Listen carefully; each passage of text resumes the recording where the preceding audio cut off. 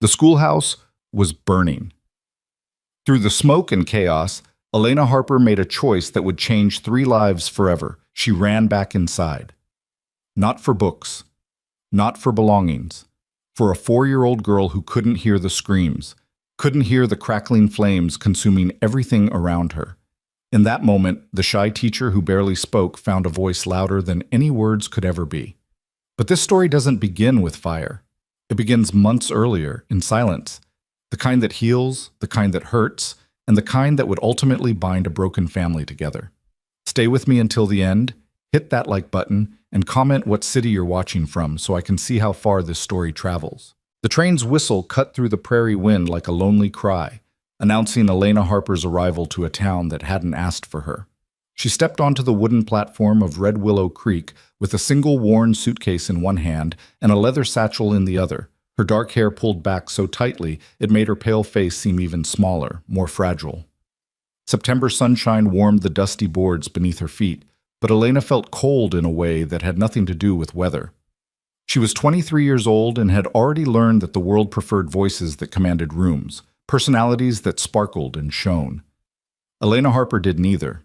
Her voice, when she used it at all, came out barely above a whisper. A legacy of a childhood spent being told that what she had to say didn't matter. So she had learned other ways to speak, though she doubted anyone in this remote Montana town would understand them. "Miss Harper?" A weathered man in a sheriff's badge approached, his mustache twitching with what might have been amusement or concern. "I'm Sheriff Dawson. The school board sent word you'd be arriving today. I'll take you to the boarding house." Elena nodded, her lips forming a small, polite smile that didn't reach her eyes. She'd perfected that smile over years of being the quiet one, the forgettable one.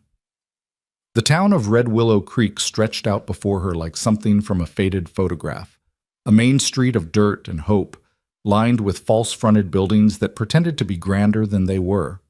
A general store, a saloon, a church with a steeple that leaned slightly to the left. And beyond it all, the endless prairie rolled away in waves of golden grass, beautiful and terrifying in its vastness. "Not much to look at, I suppose," Sheriff Dawson said, loading her suitcase onto a small wagon. "But folks here are decent, work hard. The children need a good teacher. Last one left to get married moved to Helena." "It's lovely," Elena said, so quietly that the sheriff had to lean in to hear her.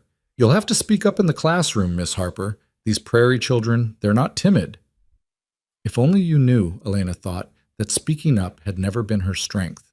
But her hands could speak volumes, could paint pictures in the air, could reach across the silence that separated people. If only anyone here knew how to listen.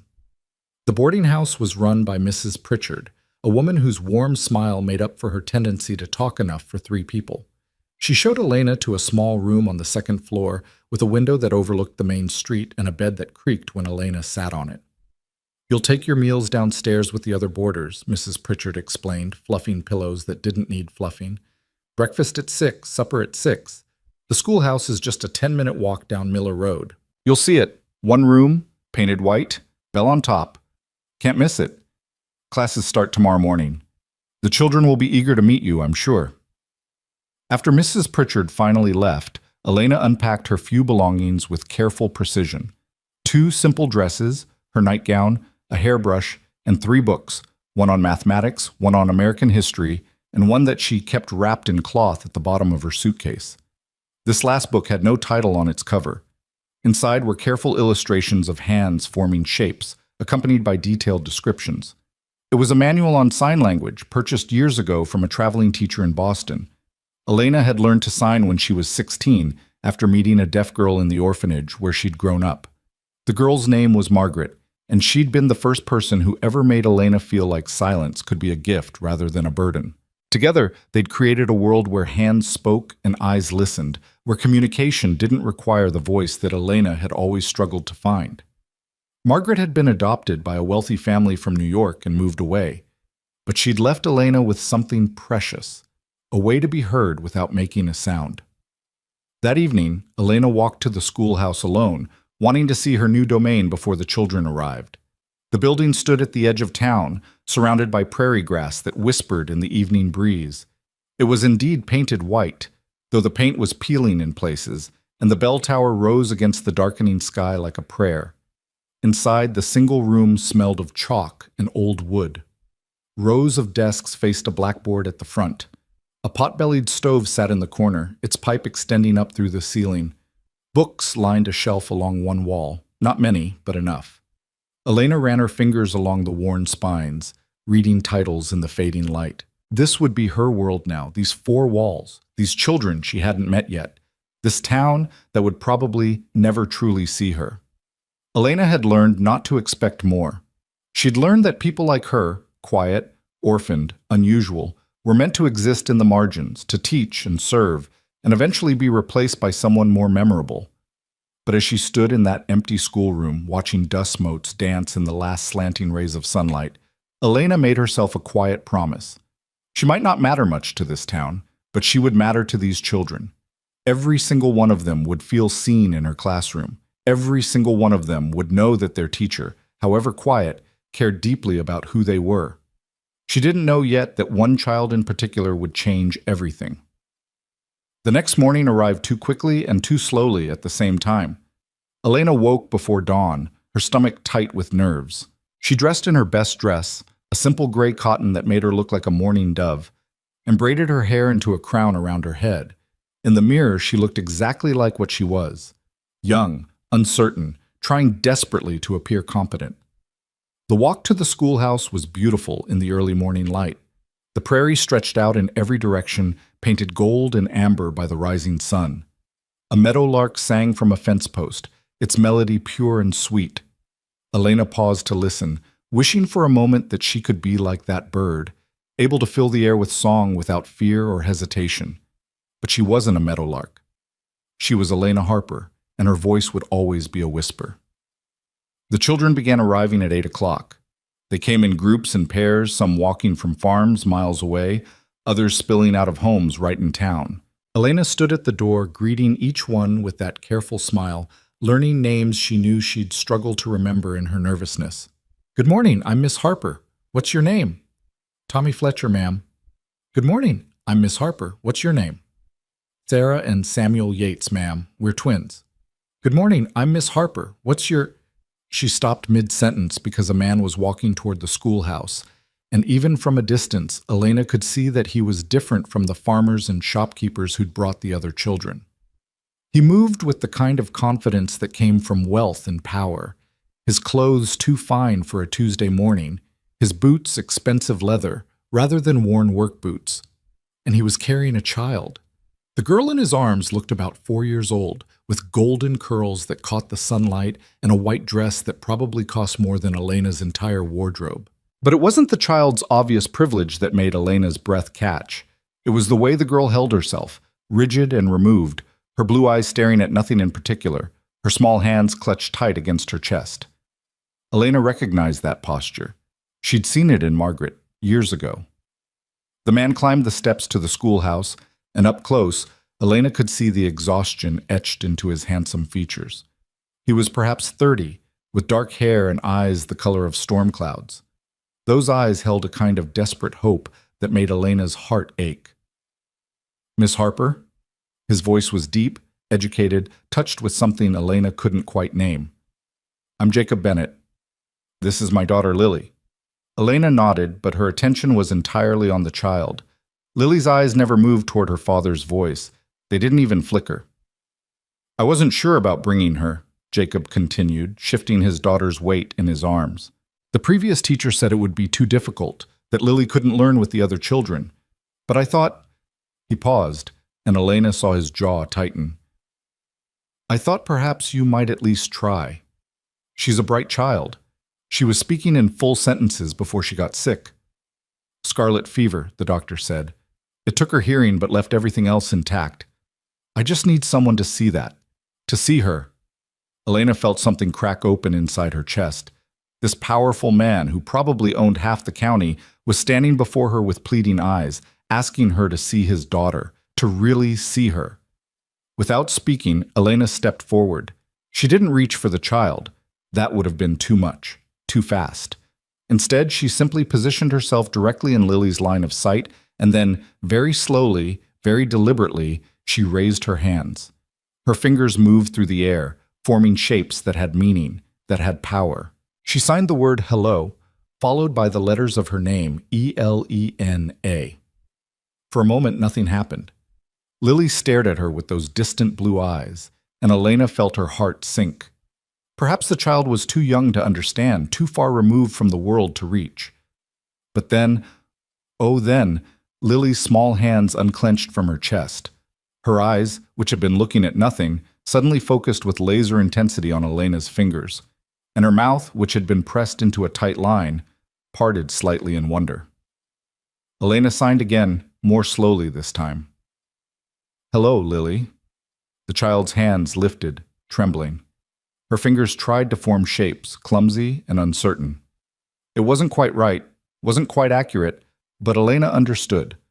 Lily was trying to say hello back. Elena felt tears prick her eyes but blinked them back furiously. She wouldn't cry, not now, not when she needed to be strong and professional. Instead, she smiled, a real smile this time, not the careful, polite one she gave to everyone else, and signed, "I see you." Lily's face transformed. It was like watching the sun break through storm clouds. Her eyes lit up, her mouth curved into a smile that showed tiny white teeth, and suddenly she was wiggling in her father's arms, reaching toward Elena with desperate enthusiasm. "What did you do?" Jacob's voice was rough, almost broken. "What did you say to her?" Elena turned to him, her own voice barely audible. "I told her hello. I told her I see her." "You know sign language." It wasn't a question. Jacob was staring at her as if she'd performed a miracle. "Yes." Elena reached out slowly, and Lily practically launched herself from her father's arms into hers. The child's small hands immediately went to Elena's face, touching her cheeks, her chin, her lips, trying to understand this person who spoke her language, who understood her world. Jacob stood there, his empty arms still held out, looking lost. She hasn't smiled like that in 8 months. Not since the fever. I've hired tutors, brought in doctors from as far as Chicago. Everyone said she'd never learn, never connect, never be more than... He couldn't finish the sentence. Never be more than silent? Elena finished quietly, settling Lily on her hip. The child was now playing with the collar of Elena's dress, completely at ease. "Silence doesn't mean empty, Mr. Bennett. Your daughter is full of words. She just needs someone who speaks her language." For a long moment, Jacob simply stared at her.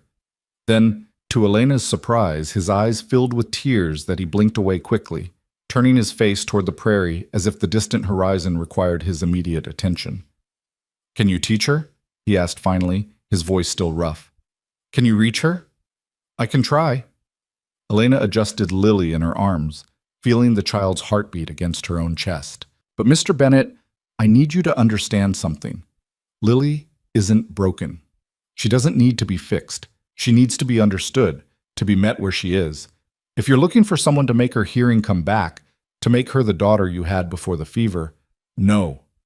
Jacob turned back to her, and the intensity in his eyes made Elena take a step back. "I don't want to change who she is. I just want her back. I want to see her smile again, to know what she's thinking, to understand what she needs. Can you give me that?" Elena looked down at Lily, who was now making soft humming sounds, not words, but noise that suggested contentment. The other children had gathered in the schoolroom behind them, watching this strange scene with wide eyes and whispered questions. "I can teach her," Elena said finally, "and I can teach the other children to communicate with her, if you'll allow it. But Mr. Bennett, you should know, this won't be easy. Learning sign language takes time, dedication. Lily might progress quickly or slowly. There are no guarantees." "I understand." Jacob stepped closer, close enough that Elena could smell leather and soap and something else, maybe desperation, maybe hope. "Whatever you need, books, supplies, extra time, I'll pay for everything. Just help my daughter, Miss Harper, please." Elena wanted to tell him that his money didn't matter, that she would have helped Lily regardless of who her father was. But she was practical enough to know that resources would make her job easier. So instead, she simply nodded. "We'll start today," she said, "if you'll leave Lily with me." For a moment, Jacob hesitated. Elena could see the conflict in his face, the desire to stay, to watch, to protect his daughter from any possible harm. But then he reached out and gently touched Lily's golden curls, his hand shaking slightly. "Be good, little flower," he whispered, even though his daughter couldn't hear him. Then he looked at Elena. "I'll be back at 3 o'clock. We'll be here." Jacob walked away slowly, looking back twice before he finally climbed into an expensive buggy and drove off toward what Elena assumed was his ranch. She watched him go, feeling the weight of responsibility settle onto her shoulders. This man had just handed her his most precious possession, trusting her with the daughter he clearly loved more than life itself. Elena carried Lily into the schoolhouse, where 15 other children waited with varying degrees of curiosity and restlessness. She set the little girl down gently in a desk at the front of the room, then turned to face her new students. "Good morning," she said, her voice still quiet but somehow carrying in the small space. "My name is Miss Harper, and I'm very happy to be your teacher this year." A boy in the back, Tommy Fletcher, she remembered, raised his hand. "Miss Harper, why was Mr. Bennett here? He don't usually come to town." "Doesn't," Elena corrected gently. "And Mr. Bennett brought his daughter, Lily, to school." "But she's deaf," a girl said, Sarah Yates, one of the twins. "How's she going to learn anything?" Elena felt every eye in the room turn to Lily, who sat perfectly still in her desk, her hands folded, her expression distant again now that Elena wasn't directly engaging with her. The weight of their stares, even though Lily couldn't hear the cruel question, made Elena's heart hurt. "Lily is deaf," Elena agreed, walking to stand beside the little girl's desk. "But that doesn't mean she can't learn. It just means she learns differently. And this year, all of you are going to learn something different too." She raised her hands and signed, "Hello," again, her fingers moving slowly through the air. The children watched with fascination. "This is how Lily talks," Elena explained, "with her hands. It's called sign language, and it's just as real and meaningful as the words we speak out loud. Over the next few weeks, I'm going to teach all of you some basic signs so that you can communicate with Lily. Would you like that?" The response was mixed. Some children leaned forward with interest. Others looked skeptical. Tommy Fletcher, who was clearly the class troublemaker, rolled his eyes. "That seems like a waste of time," he said. "We got real subjects to learn." Elena felt her face flush, but she kept her voice steady. "Communication is the most important subject there is, Tommy. Without it, we can't share ideas, solve problems, or understand each other. Learning to communicate with Lily isn't a waste of time. It's an opportunity to become better human beings." She spent the rest of the morning teaching the children the manual alphabet, 26 hand shapes, one for each letter.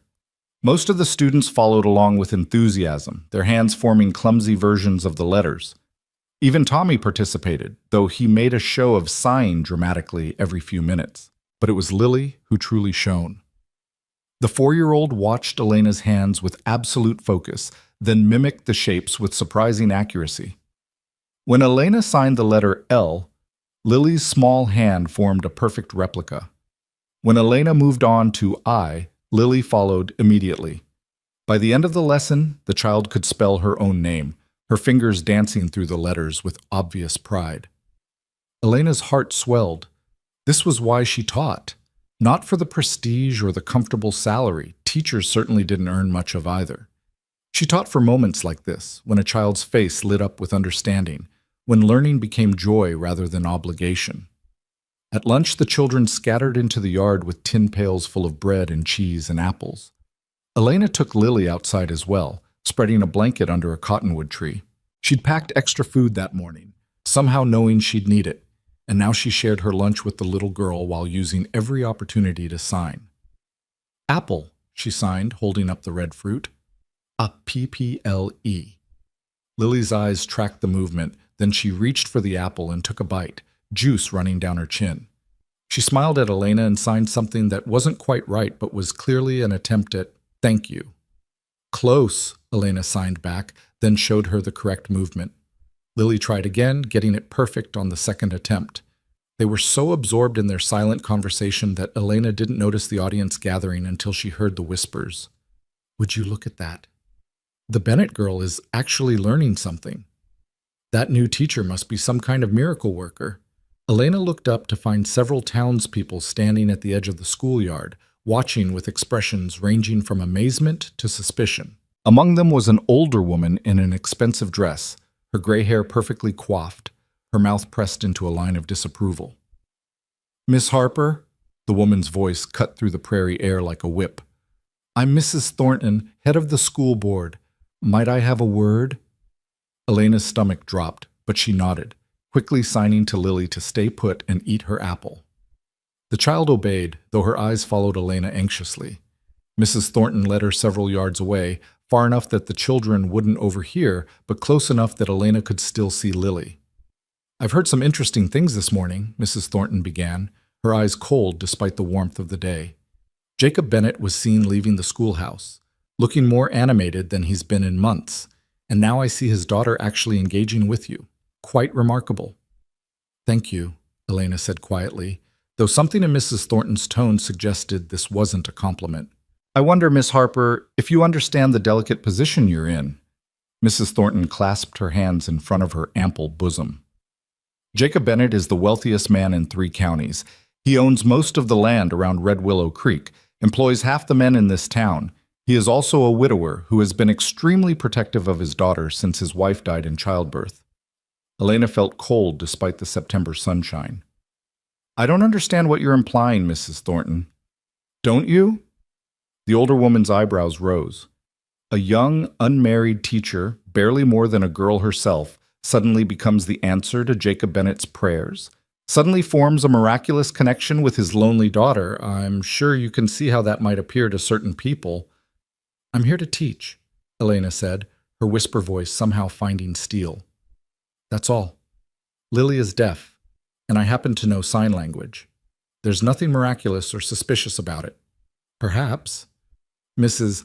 Thornton's gaze swept over Elena, taking in her plain dress, her too tight hair, her complete lack of feminine wiles.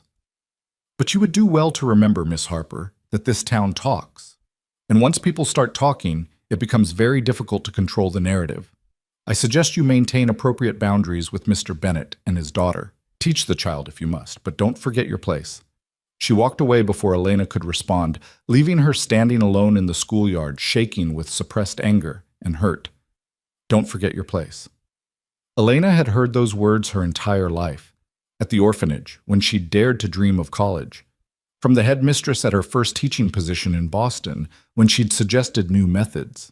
From the world at large, which seemed to believe that quiet girls from nowhere should be grateful for whatever scraps they received. But looking across the yard at Lily, who was now attempting to sign Apple to a curious Sarah Yates, Elena felt something shift inside her. Maybe it was time to forget her place. Maybe it was time to make a new place entirely. The afternoon passed in a blur of lessons. Elena taught reading and arithmetic, geography, and penmanship. And through it all, she incorporated signs, simple ones that the children could learn while absorbing their regular studies. The letter A for apple in spelling lessons, the sign for 2 during mathematics, the gesture for book when discussing their readers. Most of the children took to it with enthusiasm. A few, like Tommy Fletcher, remained skeptical. But even Tommy couldn't completely hide his fascination when Elena spelled out his full name in sign language, her hands moving too quickly for him to follow. "Do it again," he demanded. "Slower this time." Elena complied, and this time Tommy's hands tried to mirror hers, stumbling through THOMAS. At 3 o'clock exactly, Jacob Bennet's buggy appeared in front of the schoolhouse. Elena had kept Lily by her side all afternoon, teaching her simple signs between lessons with the other children. Now the little girl sat contentedly at Elena's desk, drawing pictures with careful concentration. Jacob climbed the steps slowly, his eyes immediately finding his daughter. "How was she?" "Perfect," Elena said simply. "She learned 20 letters of the alphabet, 3 colors, and the signs for eat, drink, and home. She's remarkably bright, Mr. Bennet." "She is, isn't she?" Jacob's face transformed when he looked at Lily, all his careful control melting away into pure love. "I always knew that, even when everyone else said—" He stopped, shook his head. "Thank you, Miss Harper. Truly." Lily looked up then, sensing the vibration of footsteps on the wooden floor. When she saw her father, Her face lit up again, that same transformation Elena had witnessed that morning. But instead of simply reaching for him, Lily raised her small hands and signed something. It was clumsy, imperfect, but unmistakable. HELLOPAPA. Jacob froze. His mouth opened, then closed. His eyes filled with tears that this time he didn't try to hide. "She called me Papa," he whispered, his voice breaking. "She signed it. She called me Papa." "I taught her this afternoon," Elena explained softly. "I thought you'd want to know that word." Jacob knelt down, putting himself at Lily's eye level. His hands hung awkwardly at his sides, clearly unsure how to respond in his daughter's language. Elena stepped forward and guided his fingers into the right position, showing him how to sign "I love you." His hands were larger than hers, calloused from work despite his wealth, and they trembled as they formed the signs. But when Lily saw the message, she threw her arms around his neck, burying her face in his shoulder. Over the child's golden head, Jacob looked at Elena. "Teach me," he said. "Please, teach me how to talk to my daughter." Elena felt that crack in her chest widen further. "Of course." That evening, after all the other children had gone home and Jacob had carried a sleepy Lily to his buggy, Elena sat alone in the schoolhouse and allowed herself to feel everything she'd been holding back all day. The joy of watching Lily blossom, the hurt of Mrs. Thornton's veiled accusations, the terror of hoping that maybe, just maybe, she'd found a place where she could make a real difference. She pulled out her sign language manual and opened it to a random page. The illustrations looked back at her, hands frozen in meaningful gestures, communication captured in still images. Elena traced one drawing with her fingertip, remembering Margaret, remembering the loneliness of being different, remembering how it felt to finally be understood. Outside, the prairie wind whispered through the grass. Somewhere in the distance, a coyote called to the emerging stars. And in that one-room schoolhouse, Elena Harper made a decision that would change everything. She would teach these children. All of them, but especially Lily.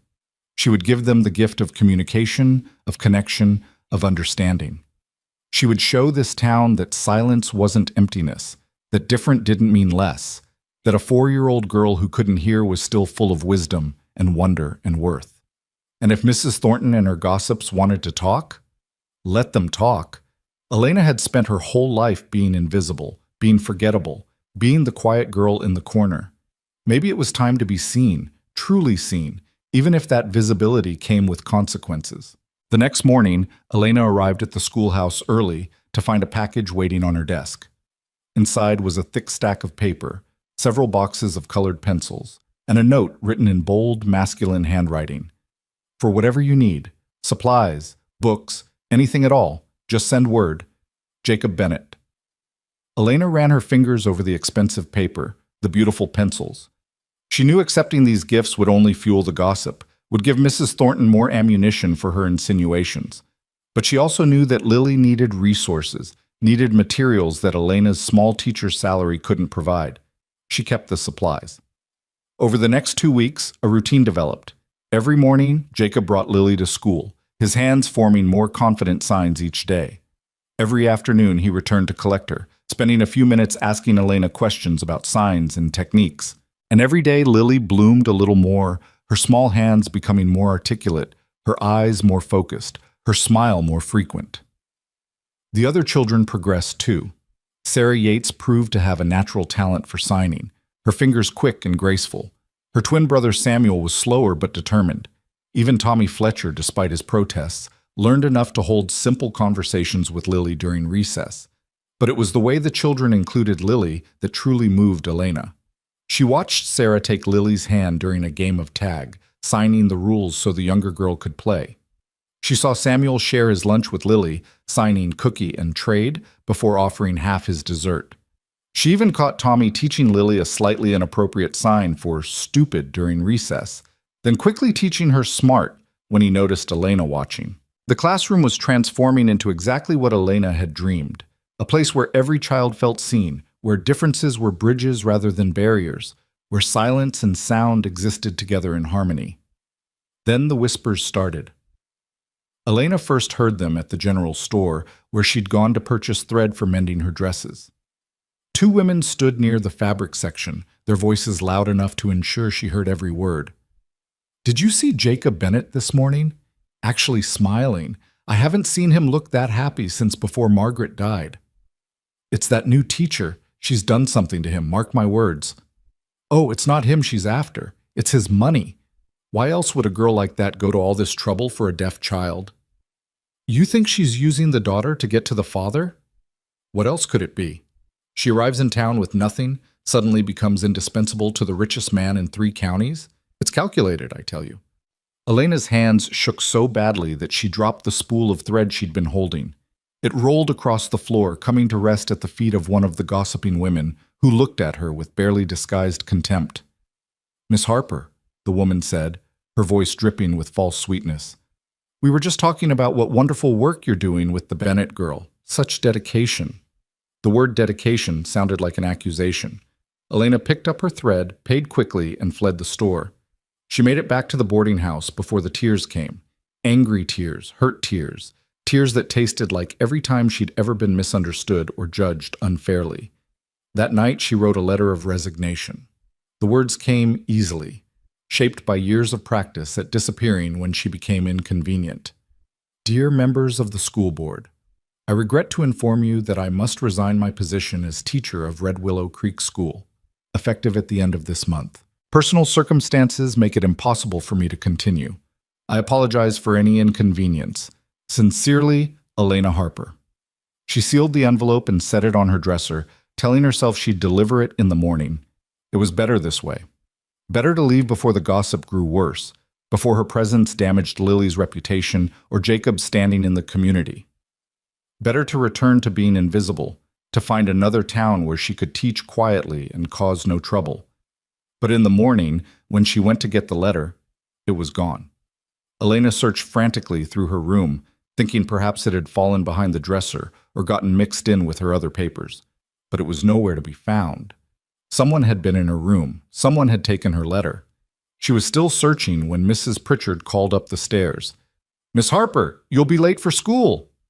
Elena had no choice but to abandon her search and run to the schoolhouse. She arrived breathless and flustered, with no letter of resignation and no idea who had taken it or why. The children were already in their seats, including Lily, who sat at her desk with perfect posture, her hands folded, her eyes bright with anticipation. Elena's heart clenched. How could she leave this child? How could she abandon Lily when they'd only just begun? But how could she stay when every day brought new whispers, new accusations, new proof that she would never truly belong in this town? Elena was so lost in these thoughts that she almost missed the knock at the schoolhouse door. She looked up to find Jacob Bennett standing in the entrance, and in his hand was a familiar envelope. Her letter. "Mr. Bennett," Elena said, her voice barely audible even in the quiet room. "That's private correspondence." "Is it?" Jacob's eyes were hard, his jaw set. "Mrs. Pritchard found it on your dresser this morning. She was worried, so she brought it to me. I opened it, I read it, and now I'd like to know why you're running away." The children were watching with wide eyes, sensing drama even if they didn't understand the details. Elena felt her face burn with embarrassment and anger. "This isn't the time or place. When is the time, Miss Harper? After you disappear in the middle of the night, after my daughter loses the only person who's ever truly understood her?" Jacob's voice was rising, losing its careful control. "You think I don't know what people are saying about you? About us?"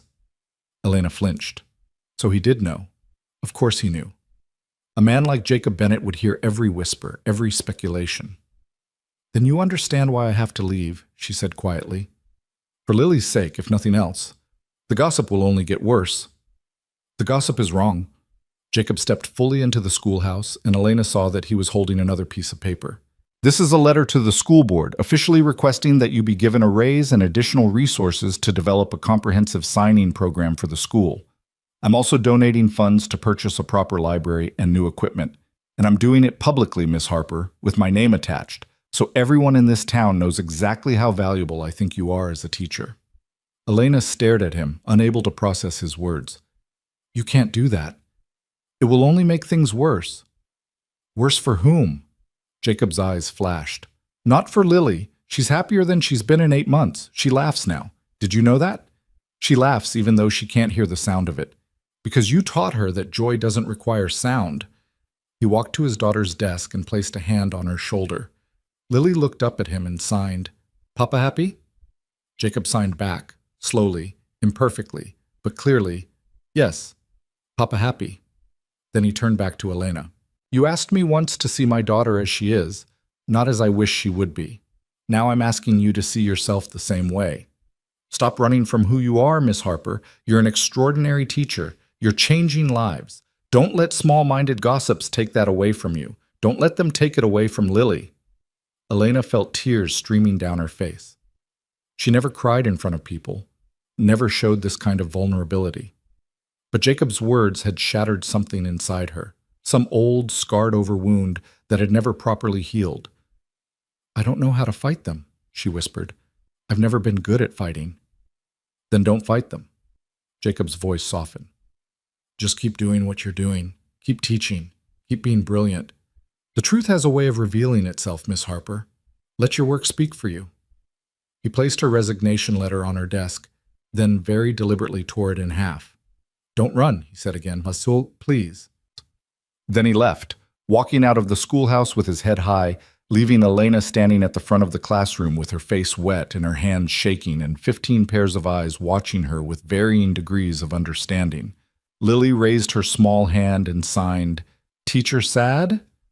Elena wiped her tears and signed back, Teacher okay, teacher staying.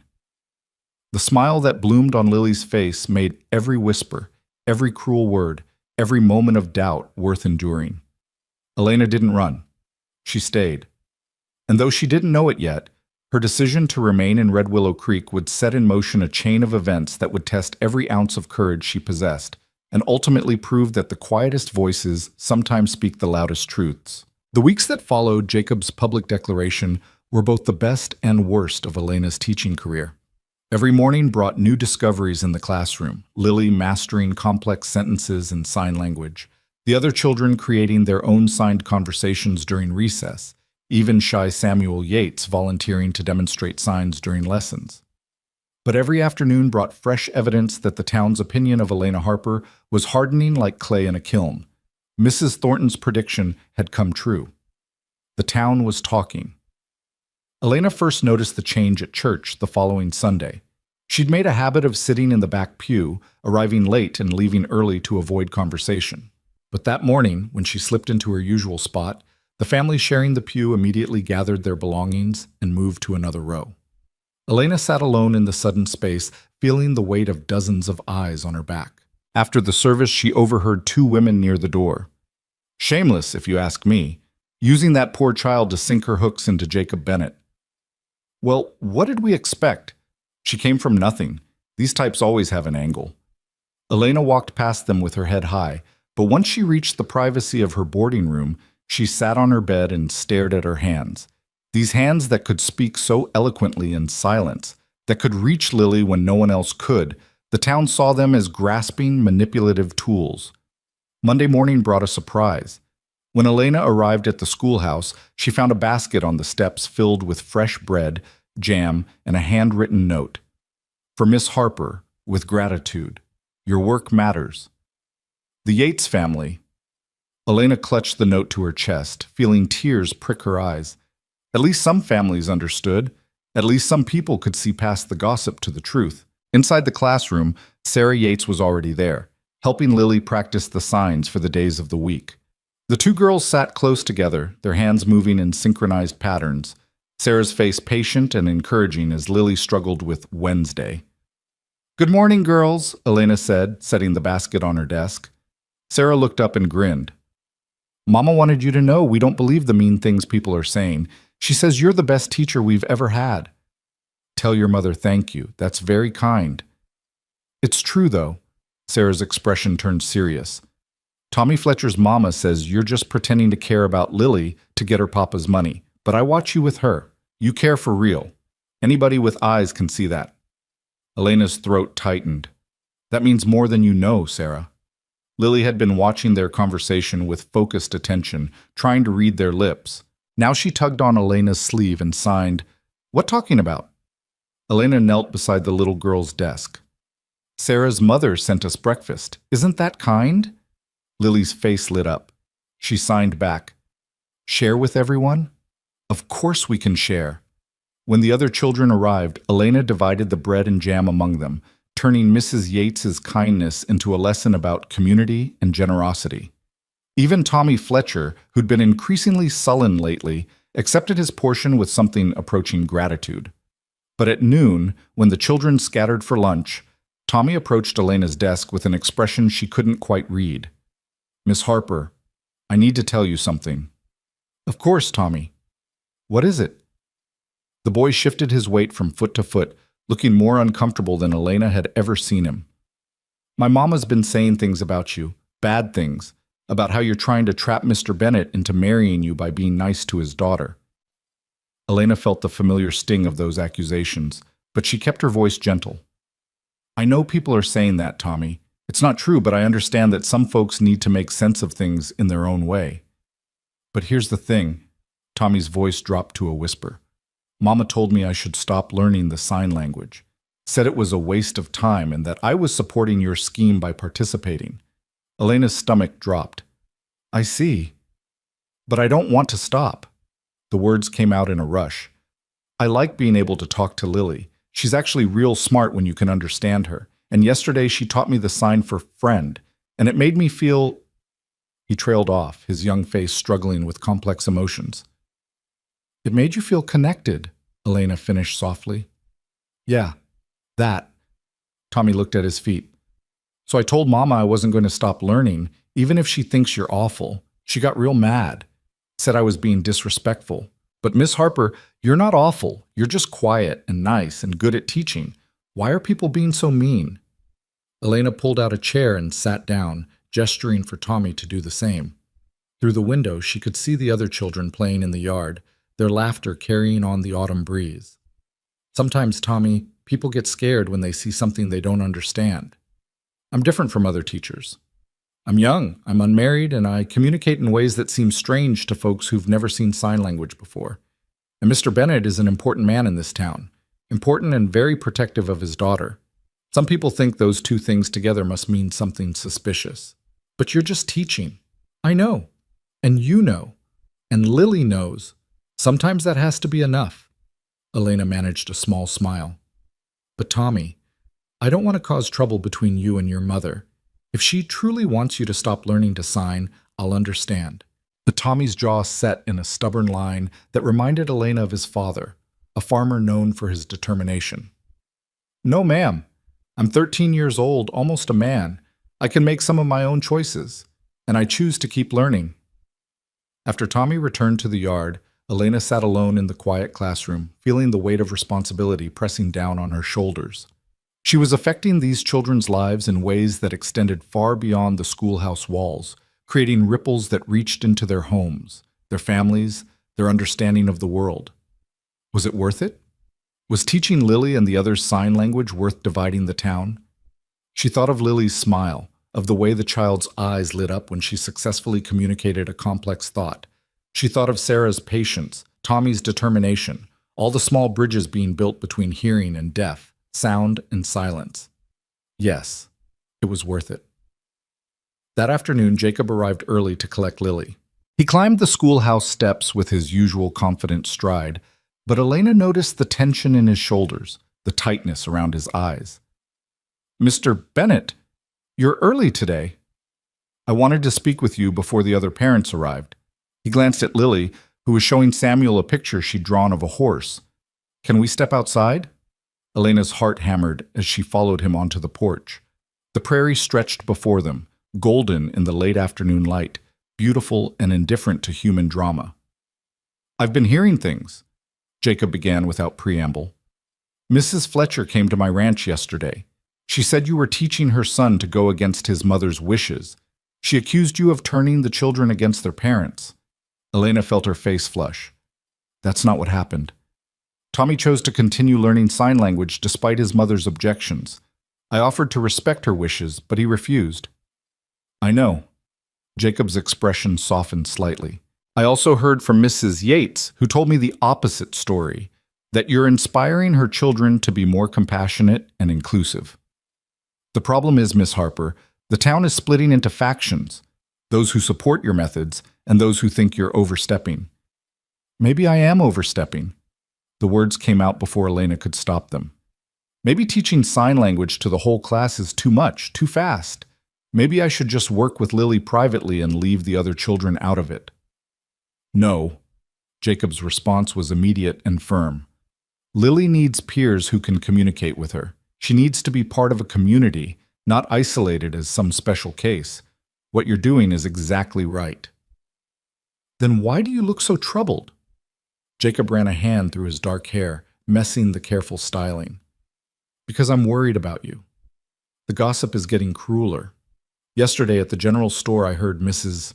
Thornton tell someone that you were practically living at my ranch, that I'd been seen visiting you alone at the schoolhouse after hours, that it was only a matter of time before scandal erupted. Elena felt sick. But none of that is true. You bring Lily in the morning and collect her in the afternoon, always when other children are present. We've never been alone together except right now, Jacob finished grimly, which is exactly the kind of thing they'll twist into something improper. They stood in silence for a moment, both painfully aware that this conversation itself would likely fuel more speculation. Elena could see Mrs. Henderson across the street, pausing in her walk to watch them with undisguised interest. I should go back inside, Elena said quietly. Wait. Jacob caught her arm gently, then immediately released it as if the touch had burned him. I want you to know something. I don't care what they say about me. I'm used to being talked about. It comes with money and position. But I do care what they're saying about you. You don't deserve this, Miss Harper. You're doing nothing wrong. Except being young and unmarried and good at my job. A ghost of a smile crossed Jacob's face. Yes, those are apparently cardinal sins in Red Willow Creek. His expression sobered again. But there's something else you should know. The school board is meeting next week. Mrs. Thornton is called for a review of your teaching methods and what she calls the appropriateness of your conduct. Elena's breath caught. They're going to fire me. Not if I have anything to say about it. I'm the largest donor to the school. My voice carries weight. Which is exactly what they're accusing me of exploiting. Elena felt trapped, caught in a web not of her own making. Don't you see, Mr. Bennett? Your defense of me only proves their point in their minds. Every time you speak up for me, every donation you make, every public show of support, it all feeds the narrative that I'm using Lily to manipulate you. Then what do you suggest I do? Stay silent while they destroy your reputation? I don't know. The words came out louder than Elena intended, sharp with frustration and fear. Inside the schoolhouse, several children's heads turned toward the window. Elena lowered her voice. I don't know what the right answer is. All I know is that I came here to teach, and somehow I've become the center of a scandal I never wanted or asked for. Jacob's gray eyes searched her face. Do you regret it? Taking this position? Teaching Lily? Elena thought of Lily's laugh, the way the child had learned to express herself, the light that had returned to her eyes. She thought of Sarah's kindness, Tommy's determination, all the small victories that made teaching worthwhile. No, she said finally. I don't regret it, but I'm afraid of what comes next. So am I, Jacob admitted. But, Miss Harper, fear is a poor reason to stop doing what's right. He went inside to collect Lily, leaving Elena standing on the porch, watching the prairie wind bend the grass in rippling waves. She wondered if she was strong enough for what was coming. She'd spent her whole life avoiding conflict, staying quiet, making herself small. Now the universe seemed determined to thrust her into the spotlight, whether she wanted it or not. That evening, Elena received an unexpected visitor at the boarding house. Mrs. Pritchard knocked on her door after supper with an apologetic expression. Miss Harper, there's a Mrs. Bennett downstairs asking to see you. Elena's heart skipped. Mrs. Bennett? But Jacob's wife is dead, yes. This would be his mother, Mrs. Catherine Bennett. She's waiting in the parlor, and between you and me, she looks like a woman on a mission. Elena descended the stairs with dread pooling in her stomach. She found the elder Mrs. Bennet seated ramrod straight on the parlor's best chair, a woman in her 60s with steel-gray hair and eyes that could cut glass. Everything about her spoke of old money and older expectations. "Miss Harper," Mrs. Bennet didn't rise or offer her hand. "Please sit." Elena perched on the edge of a chair opposite her unexpected guest. "Mrs. Bennet, this is a surprise." "I'm sure it is. I don't normally make social calls, particularly not on young women of questionable judgment." The older woman's tone could have frozen fire. "However, circumstances require us to speak plainly." "I'm listening." "My son has become attached to you, or rather, attached to what you represent, hope for his daughter. I watched him lose his wife in childbirth, watched him nearly destroy himself trying to reach a child he could no longer understand. Then you arrived and suddenly Lily was communicating again, smiling again. Jacob saw you as an answer to prayer." Elena said nothing, sensing there was more to come. "The problem, Miss Harper, is that Jacob is confusing gratitude with something else. He sees you every day. He watches you with his daughter, and he's a lonely man who hasn't looked at a woman since Margaret died." Mrs. Bennet leaned forward. "I'm not blind. I've seen the way he looks at you." Elena's face burned. "Mrs. Bennet, I assure you, I'm not accusing you of encouraging it. In fact, I suspect you're too naive to even notice. But the town has noticed, and Mrs. Thornton has made it her mission to ensure everyone knows that the new teacher is setting her cap at the richest widower in the territory. I have no such intentions. I believe you, but intentions matter very little in the face of perception." Mrs. Bennet's expression softened fractionally. "Miss Harper, I'm going to be frank with you. You're a good teacher. Lily adores you, and I haven't seen her this happy since before the illness. Under different circumstances, I would be the first to defend you.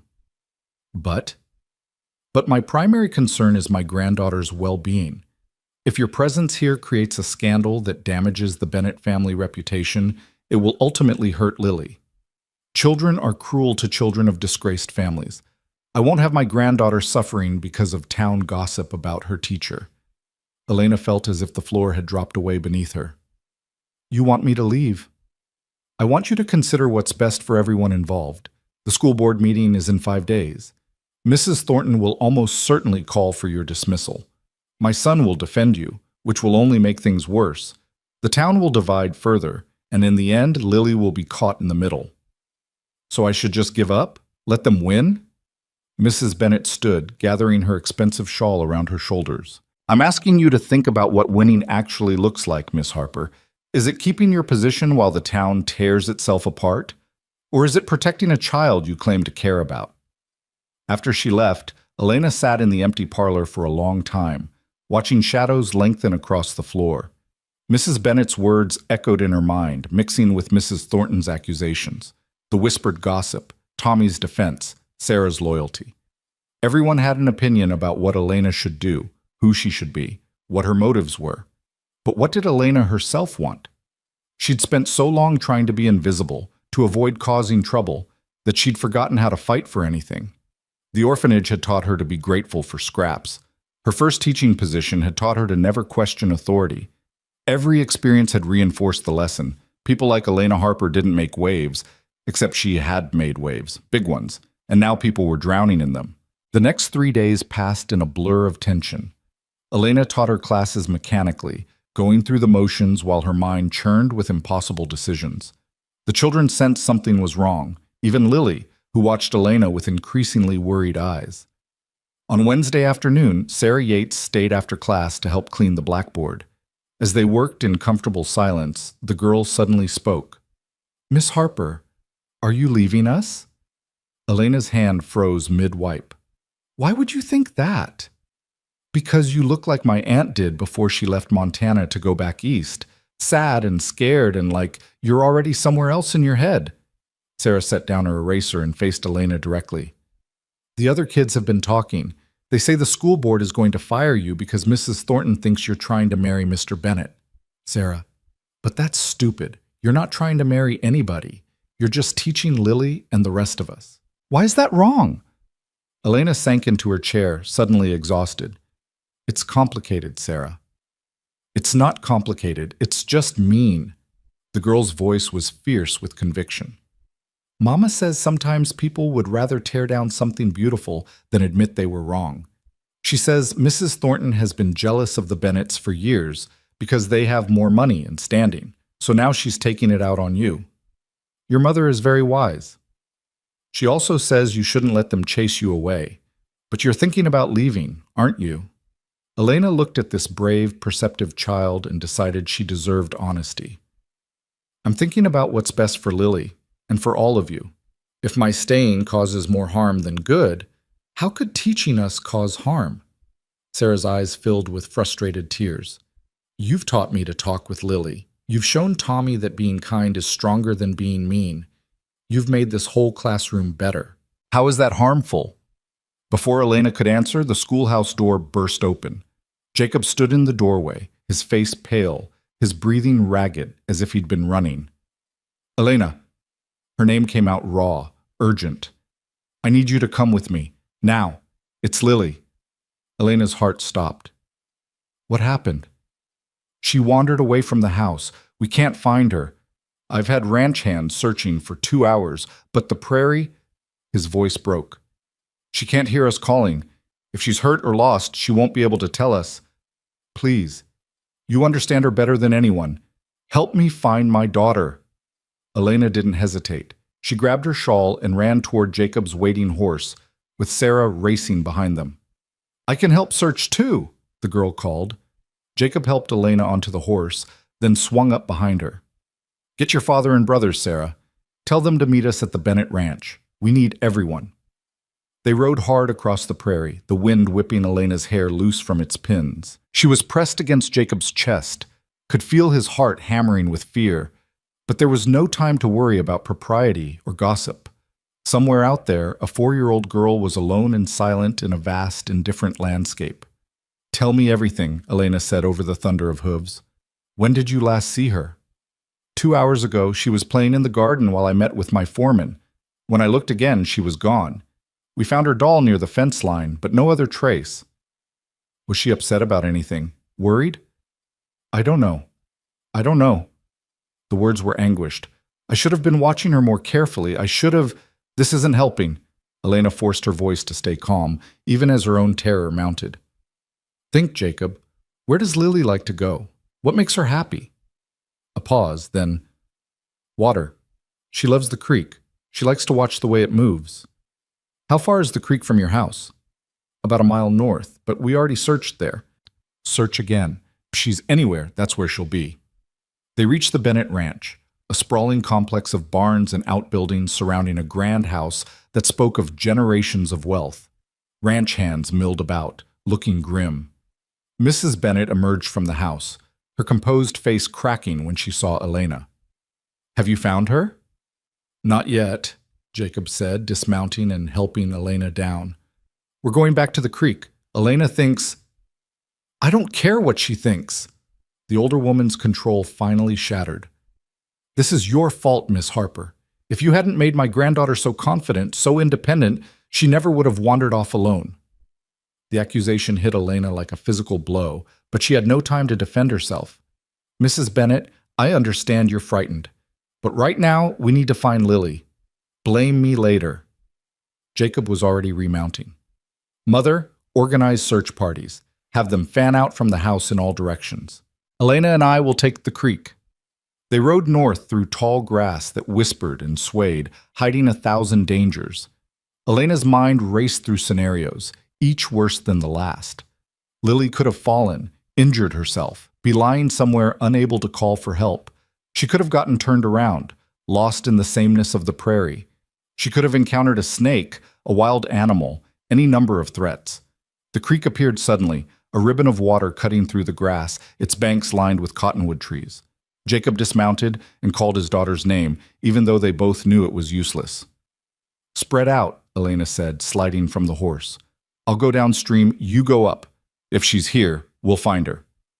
Elena walked along the creek bank, her eyes scanning every shadow, every cluster of bushes. The water burbled peacefully, indifferent to her panic. Above, the sun was beginning its descent, painting the sky in shades of amber and rose. In a few hours, darkness would fall, making the search nearly impossible. Please, Elena thought, please let her be safe. She'd walk perhaps a quarter mile when she saw it, a flash of white among the green and brown of the landscape. Elena's heart leaped as she ran toward it, stumbling over rocks and roots in her haste. Lily sat at the water's edge, her white dress muddy and torn, her golden curls tangled with leaves. But she was alive, conscious, seemingly unhurt. The little girl was focused intently on the water, watching minnows dart through the shallows, completely unaware that she'd caused a crisis. Elena approached carefully, not wanting to startle her. When she was close enough, she stepped into Lily's line of sight and signed, "Hello, little one?" Lily looked up and her face broke into a radiant smile. She signed back, "Miss Elena, look, fish." Relief flooded through Elena so powerfully that her knees nearly buckled. She knelt beside the child and pulled her into a fierce hug, not caring that Lily was muddy and wet. "Your papa is very worried," Elena signed when she pulled back. "We've been searching for you." Lily's smile faded.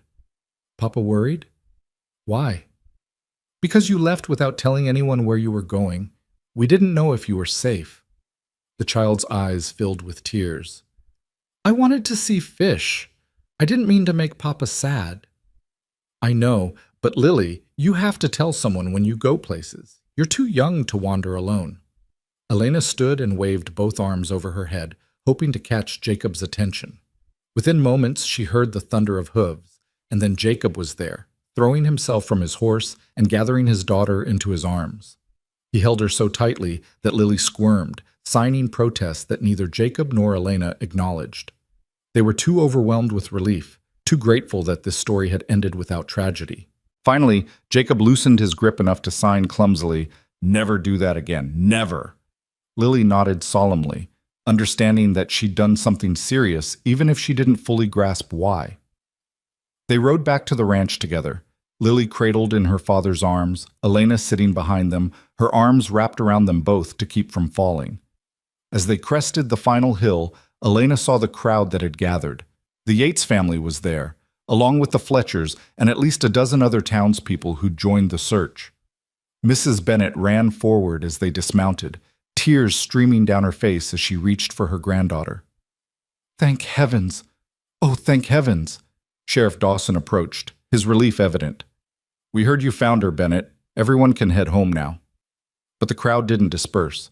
They stood watching as Jacob held his daughter, as Mrs. Bennet fussed over Lily's torn dress, as Elena tried to quietly fade into the background.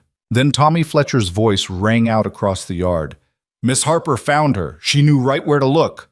Mrs. Fletcher's face pinched. "Lucky guess." "No, Mama. She understood Lily. She knew what would make her happy, where she'd want to go. Nobody else thought of that." Other voices joined in, some supportive, others skeptical. The crowd that had come together to search was fracturing again along familiar lines.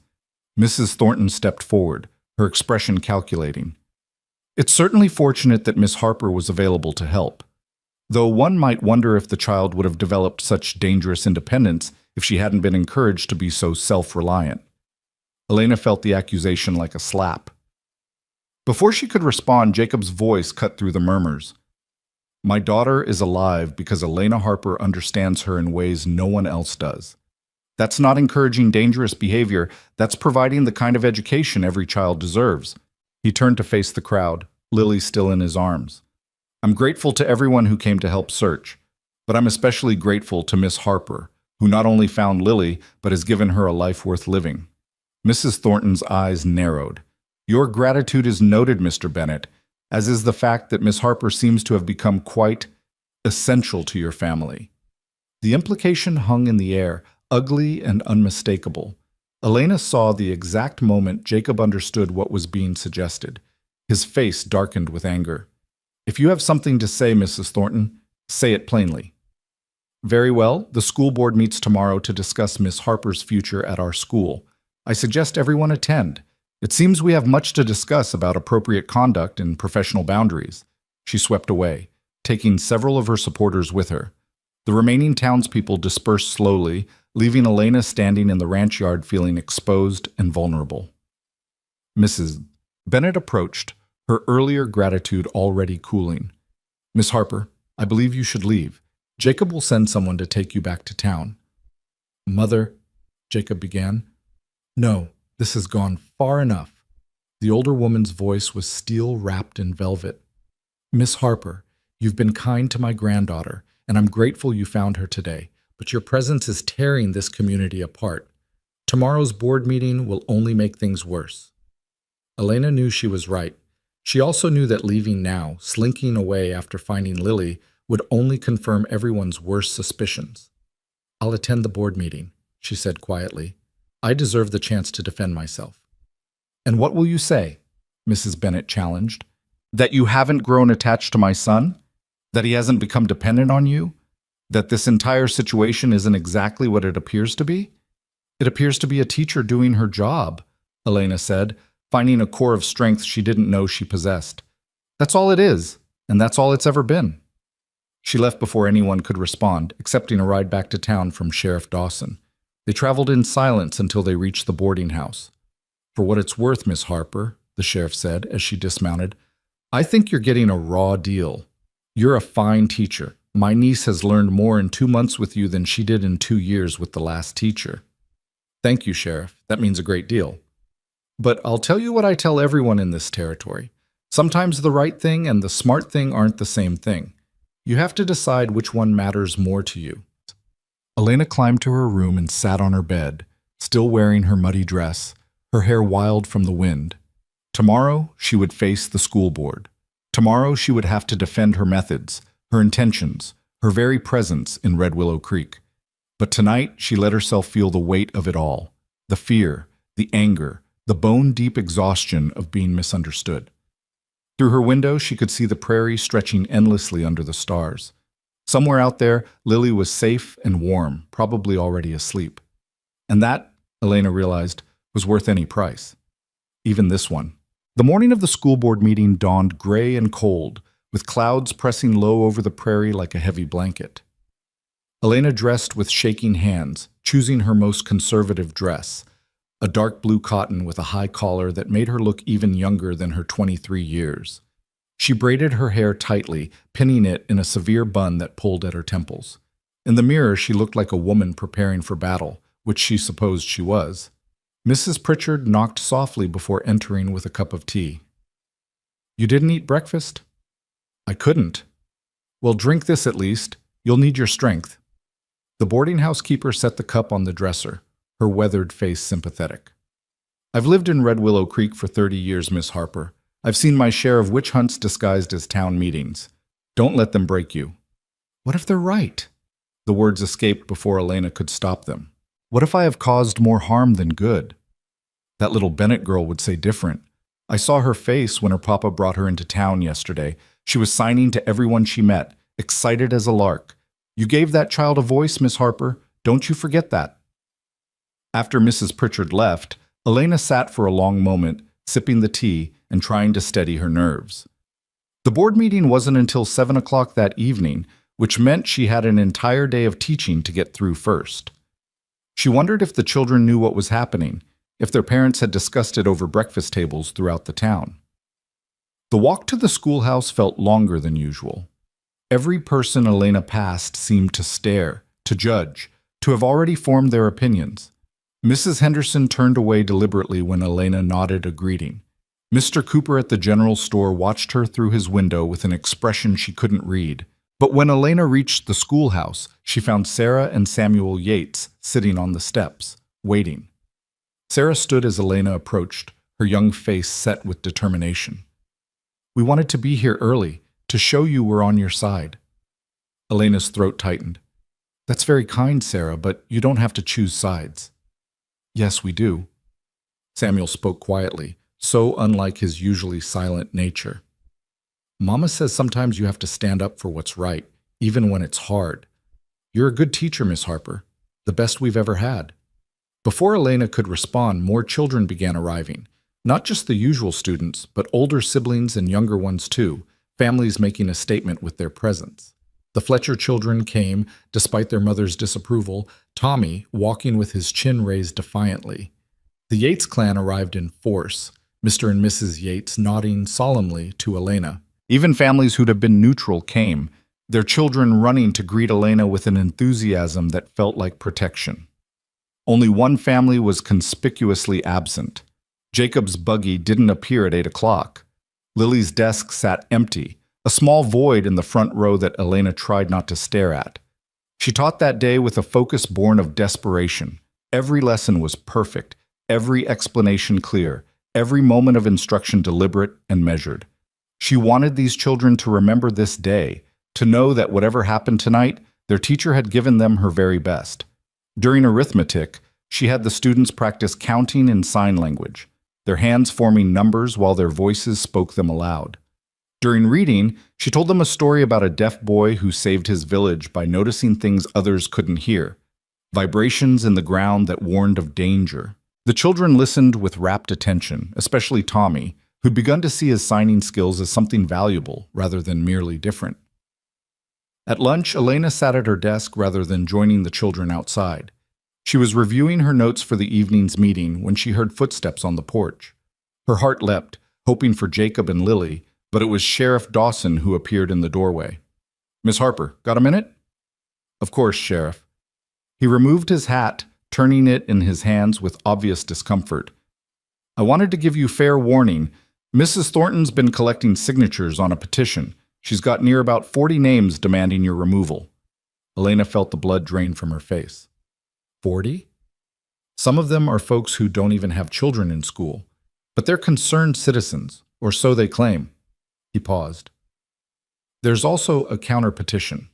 Mrs. Yates started it yesterday after Lily was found. She's got maybe 20 signatures supporting you. 20 against 40. The numbers told their own story. "Thank you for letting me know, Sheriff." "There's something else." He shifted his weight, looking even more uncomfortable. "Jacob Bennett sent word that he won't be attending the meeting tonight. Says he doesn't want his presence to influence the proceedings unfairly." Elena's hands clenched in her lap. "I see. For what it's worth, I think he's making a mistake. You could use someone speaking on your behalf who carries weight in this town. His mother already made it clear that his support only hurts my case. Perhaps he's being wise." After the sheriff left, Elena stood at the window watching the children play. They divided into groups for a game of tag, and she noticed that Tommy had modified the rules so Lily's absence didn't disrupt the game. He'd taught the others to tap each other instead of just calling out, "You're it," a consideration that wouldn't have occurred to him 2 months ago. These small changes, these quiet shifts in how children saw the world, weren't they worth fighting for? The afternoon crept by with agonizing slowness. Elena taught grammar and geography, her voice steady even as her hands trembled when she wrote on the blackboard. At 3 o'clock, parents began arriving to collect their children, and Elena felt the weight of their stares, their whispered conversations just outside her hearing. Mrs. Fletcher came for Tommy and his younger sister. The boy hesitated at the door, looking back at Elena with worried eyes. "Will we see you tomorrow, Miss Harper?" "I hope so, Tommy." "You better be here. I still need to learn the sign for birthday. Mine's next week." After the last child left, Elena sat alone in the empty schoolhouse, watching dust motes dance in the slanting sunlight. She thought about the first day she'd arrived, how this room had seemed like sanctuary. Now it felt like a courtroom where she'd already been found guilty. At 6:30, she walked to the town hall, a larger building near the church that served for community gatherings. Through the windows, she could see people already assembling, filling the rows of chairs, their faces animated with the kind of excitement that came from watching someone else's crisis unfold. Elena paused outside, gathering her courage. She could leave now. She could walk to the boarding house, pack her single suitcase, and catch tomorrow's train to anywhere else. No one could stop her. No one could force her to endure this public trial. But she thought of Lily's smile, of the way the child's hands had moved through the air, forming words, forming thoughts, forming connections to a world that had almost lost her. She thought of Sarah's loyalty, Tommy's growth, all the small miracles that had happened in that one-room schoolhouse. She couldn't leave, not without fighting. Elena pushed open the door and walked inside with her head high. The room fell silent as people turned to watch her enter. She made her way to the front where 5 chairs sat behind a table. The school board members, already in position. Mrs. Thornton sat in the center chair, her expression smugly satisfied. The other 4 members looked variously uncomfortable, curious, or hostile. Miss Harper. Mrs. Thornton's voice carried easily through the room. How good of you to join us. Please, take a seat. A single chair sat facing the board, positioned so that Elena would have her back to the crowd. She sat carefully, folding her hands in her lap to hide their shaking. We're here tonight to discuss concerns that have been raised about your teaching methods and conduct, Mrs. Thornton began. Several members of our community have expressed worry that you are overstepping appropriate boundaries, both in your curriculum and in your personal associations. Do you have anything to say before we hear from the concerned citizens? Elena's mouth was dry. I'd like to hear the specific charges against me before I respond. Mrs. Thornton smiled thinly. Very well. Mrs. Fletcher, would you like to begin? Tommy's mother stood, her face pinched with righteous anger. My son has been learning this sign language instead of focusing on proper subjects. When I told him to stop, he defied me, saying his teacher had made it important. Miss Harper is teaching children to disobey their parents. I never told any child to disobey their parents, Elena said quietly. I offered to respect your wishes, Mrs. Fletcher. Tommy chose to continue learning on his own. Because you made him feel guilty for not doing so. You've manipulated these children into thinking sign language is necessary when it's nothing but a parlor trick to make yourself seem indispensable. Other voices joined in, building on each other's accusations. Mr. Henderson claimed Elena was spending too much time on Lily Bennett at the expense of other students. Mrs. Collins insisted that teaching sign language was taking time away from mathematics and proper English. On and on it went, a litany of complaints that all circled back to the same theme. Elena was different, therefore dangerous. Through it all, Elena sat silent, letting the words wash over her. She'd learned long ago that defending yourself against people who'd already decided you were guilty was pointless. Better to let them exhaust themselves. Finally, Mrs. Thornton raised a hand for silence. And what of the more serious charge, Miss Harper? The accusation that you've cultivated an inappropriate relationship with Jacob Bennett under the guise of helping his daughter? Elena lifted her chin. I have a professional relationship with Mr. Bennett as the parent of one of my students, nothing more. Yet he's been seen visiting you alone at the schoolhouse after hours. He arrives with other parents when collecting his daughter. Any conversations we've had have been about Lily's education. He's made substantial donations to the school on your behalf. He's made donations to benefit all the students, not just me. He rode alone with you across the prairie yesterday to search for his lost child. Would you have had me refuse to help? Mrs. Thornton leaned forward, her eyes glinting. I would have had you maintain appropriate boundaries, Miss Harper. Instead, you've inserted yourself into the Bennett family in a way that many find questionable. A young, unmarried woman becoming essential to a wealthy widower, surely you can see how that appears. I can see how it appears to people determined to see something improper. Elena felt her control slipping, anger finally breaking through her careful composure. But their dirty minds don't make my actions dirty. I'm a teacher doing my job. If that threatens you, Mrs. Thornton, perhaps the problem isn't with me. Gasps rippled through the crowd. No one spoke to Mrs. Thornton that way. The older woman's face flushed red. How dare you? The door at the back of the hall burst open with a bang that made everyone jump. Jacob Bennett stood in the entrance, his hair disheveled, his expensive coat missing, his face etched with panic. Fire! He shouted. The schoolhouse is on fire! For a moment, no one moved, too shocked to process his words. Then chaos erupted as people leaped from their chairs and rushed for the door. Elena ran with them, her heart hammering against her ribs. She could smell the smoke before she saw the flames, acrid and sharp, carried on the evening breeze. As they rounded the corner onto Miller Road, Elena saw orange light flickering through the schoolhouse windows, smoke pouring from gaps in the roof. Someone must have left the stove burning, Sheriff Dawson shouted, already organizing men to form a water line from the nearest well. Everyone who can carry a bucket, get moving. But Elena wasn't thinking about the building or the books or her carefully prepared lessons. She was thinking about the attendance register she kept in her desk drawer. the one that listed every student's name and address. She was thinking about the children's artwork pinned to the walls, their small accomplishments preserved in drawings and handwriting samples. She was thinking about the sign language manual wrapped in cloth at the bottom of her desk, the book that had been her connection to Margaret, her link to everything that mattered. She started toward the burning building. Jacob caught her arm. "Elena, no, it's too dangerous." "My things are in there. The children's work, it's just things. They can be replaced." But Elena pulled free, driven by something stronger than logic. That schoolhouse held more than belongings. It held proof that she'd mattered, that she'd made a difference, that these months in Red Willow Creek had meant something. She ran up the steps and through the door before anyone could stop her. The heat hit her like a physical wall, stealing her breath.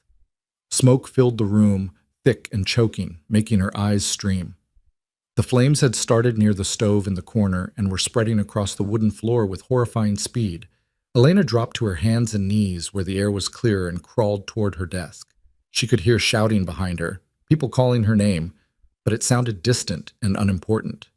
Her hand found the desk drawer and yanked it open. The attendance register was there, and beneath it, her precious manual. She grabbed both books and turned to crawl back out. But in the few seconds it had taken to reach her desk, the fire had spread. Flames now blocked the doorway, reaching toward her with hungry orange fingers. Elena's mind went blank with terror. She couldn't breathe, couldn't think, couldn't... Movement caught her eye. Through the smoke, through the impossible heat, she saw a small figure huddled beneath a desk in the far corner. A figure with golden curls and a white dress. Lily. Time seemed to stop. Elena understood in that instant what must have happened. Lily had hidden in the schoolhouse, perhaps playing after hours, perhaps drawn back by some childish impulse. She'd been there all along, trapped by flames she couldn't hear, confused by smoke she didn't understand. Elena didn't hesitate. She dropped the books and crawled toward the child, her lungs screaming for air, her skin burning from the heat. When she reached Lily's desk, she found the little girl curled into a tight ball, her eyes squeezed shut, her hands pressed over her ears as if she could block out danger she couldn't hear. Elena pulled Lily into her arms, shielding the child's face against her shoulder. She needed to get them both out, needed to find a way past the flames, but the fire had spread too far. The doorway was completely blocked now, and the windows were too high for Elena to reach while carrying Lily. They were trapped. Elena's teaching instincts took over. She positioned herself between Lily and the worst of the flames, using her body as a shield. The child was coughing now, struggling against Elena's grip, terrified and confused.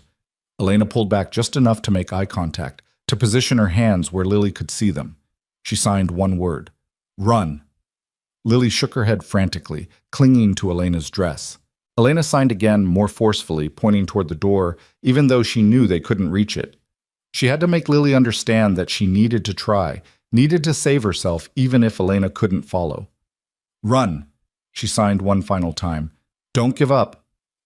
Then the ceiling beam above them cracked with a sound like thunder. Elena looked up just in time to see it falling, trailing sparks and smoke. She pushed Lily with all her strength, sending the child rolling across the floor away from the impact point. The beam hit Elena's shoulder and back, driving her to the floor under its crushing weight. Pain exploded through her body, white-hot and all-consuming. She felt her hands, her precious hands, slam against the burning floorboards, felt flesh meet fire. Through the pain, Elena saw Lily scrambling to her feet, saw the child's mouth open in a scream Elena couldn't hear over the roar of the flames. She tried to sign "run" again, but her hands wouldn't obey. They were a mass of agony, useless and broken. The last thing Elena saw before darkness claimed her was Jacob Bennett crashing through a window, glass shattering around him, his arms reaching for his daughter. The last thing she felt was relief that Lily would be safe. Then there was nothing but fire and pain and the certain knowledge that she was going to die. She woke to the smell of smoke and the sound of sobbing. Her entire body felt like one massive burn, every nerve screaming in protest. She tried to move and couldn't, tried to speak and managed only a weak groan. "She's awake!" The voice was young, female, Sarah Yates. "Dr. Morrison, she's awake!" Footsteps approached, and then a weathered face swam into view above her. Dr. Morrison, the town physician, looked tired and grim. Miss Harper, can you hear me? Elena managed a tiny nod, even that small movement sending pain cascading through her. You're at the Bennett Ranch. Jacob carried you out of the fire. You've been unconscious for 3 hours. The doctor's expression was grave. You have severe burns on your back and shoulders, some smoke damage to your lungs. But Miss Harper, your hands... Elena tried to lift them, to see for herself, but they were wrapped in thick bandages. Even the attempt to move them sent such sharp pain through her arms that she gasped. The burns on your hands are severe, Dr. Morrison continued quietly. 2nd and 3rd degree in places. I've done what I can, but Miss Harper, you need to understand, there's a good chance you'll never regain full use of them. The damage to the nerves and tendons. Elena heard the words as if from a great distance. Her hands. The hands that spoke when her voice wouldn't. The hands that had reached Lily, that had connected her to the world, that had been her greatest gift. Gone. Lily? The word came out as barely a whisper. Safe, thanks to you. Dr. Morrison's voice softened. Jacob said you shielded her with your own body, pushed her out of the way when the beam fell. You saved that child's life, Miss Harper. Where is she? Right outside with her father. They've been waiting for you to wake up. The doctor stood, his joints creaking. I'll let Jacob know you're conscious, but Miss Harper, you need to rest. Your body has been through a tremendous trauma. After he left, Elena lay staring at the ceiling, trying to comprehend the magnitude of what she'd lost. Without her hands, how could she teach sign language? How could she communicate with Lily? How could she be anything other than a burden, a broken thing to be pitied? The door opened softly. Jacob entered first, carrying Lily in his arms. The little girl's face was clean but streaked with the tracks of old tears. Her dress changed, but her eyes still wide with residual fear. When Lily saw Elena, she struggled in her father's arms, reaching toward the bed with desperate hands. She was signing frantically, Miss Elena, scared, hurt, sorry," the words tumbling over each other in her panic to communicate. Jacob set her down gently on the bed beside Elena, careful not to jar the injured woman. Lily immediately curled into Elena's side, as close as she could get without touching the bandaged hands or burned shoulders. "The doctor says you'll recover," Jacob said, his voice rough with emotion he wasn't trying to hide. "But it will take time. Your hands especially—" "I know." Elena couldn't bear to hear the prognosis repeated. "How did she get in the schoolhouse?" "We think she snuck away from the ranch after I left for the meeting. She wanted to see you, to make sure you were all right. Mrs. Thornton had been telling people you'd be fired tonight, and somehow Lily heard about it. She was hiding in the schoolhouse, probably planning to surprise you when you returned from the meeting." Guilt crashed over Elena. If she'd never come to Red Willow Creek, Lily would never have been in danger. If she'd just accepted the town's judgment and left quietly, none of this would have happened. "This is my fault," she whispered. "Don't." Jacob's voice was sharp. "Don't you dare blame yourself.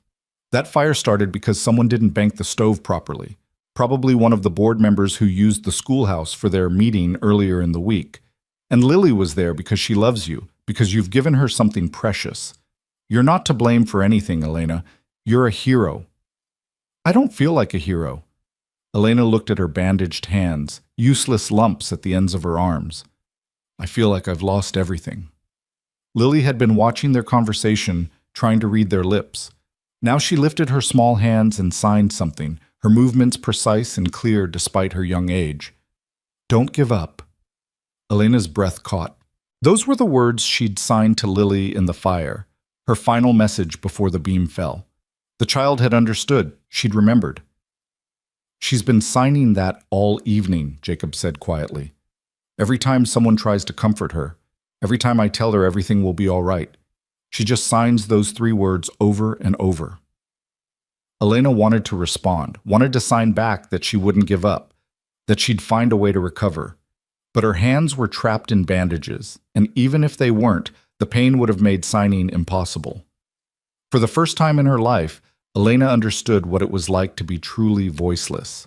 Not quiet, not shy, voiceless. Unable to communicate in the way that mattered most, trapped in a silence that felt like suffocation. I can't sign to her, Elena said, tears spilling down her cheeks. I can't tell her I'm all right, that I understand, that I love. She stopped, horrified by what she'd almost said. But Jacob heard it anyway. Then I'll tell her for you. I'll learn to sign properly, to speak for you until your hands heal. Jacob, you don't understand. Dr. Morrison said I might never. I don't care what he said. You're going to recover because you're strong, because you don't give up, because. His voice broke. Because we need you, both of us. This town might not know it yet, but we need you. Through the window, Elena could see townspeople gathering in the yard below. Word must have spread about the fire, about Lily being rescued, about Elena's injuries. She recognized faces in the crowd. Mrs. Yates looking worried, Tommy Fletcher with his parents, even Mrs. Thornton standing apart from the others with an expression that might have been shame or might have been calculation. They're all talking about what happened, Jacob said, following her gaze. About how you ran into a burning building to save your belongings, then stayed to rescue Lily when you could have escaped. Sarah Yates has been telling everyone who will listen that you're a hero. Tommy Fletcher punched a boy who said you only went in there to make yourself look good. What will they think when they find out I can't teach anymore, when they realize I'm useless? You're not useless. Jacob moved closer to the bed, his storm gray eyes intense. You're the woman who taught my daughter to communicate. You're the teacher who changed an entire classroom's understanding of what it means to be different. You're the person who ran into fire without hesitation because a child needed you. Your hands don't define your worth, Elena. But they did. Elena knew they did. Without her hands, she was just the quiet girl again, the one who couldn't speak up, couldn't make herself heard. She'd built an entire identity around those hands, around the language they spoke. Who was she without them?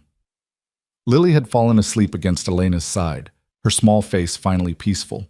Jacob stood slowly, careful not to wake his daughter. You'll stay here while you recover, he said, making it a statement rather than a question. We have room, and you'll need round-the-clock care for a while. Dr. Morrison has already agreed to check on you daily. Jacob, I can't impose. You're not imposing. You saved my daughter's life. His voice turned fierce. You think I care what Mrs. Thornton or anyone else says about propriety? You're staying here where you'll be safe and cared for. That's final.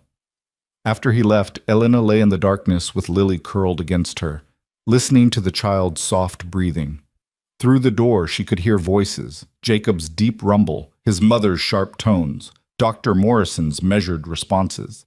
They were arguing about her, about what should be done, about whether having Elena Harper in the Bennett house would cause more scandal than the town could bear.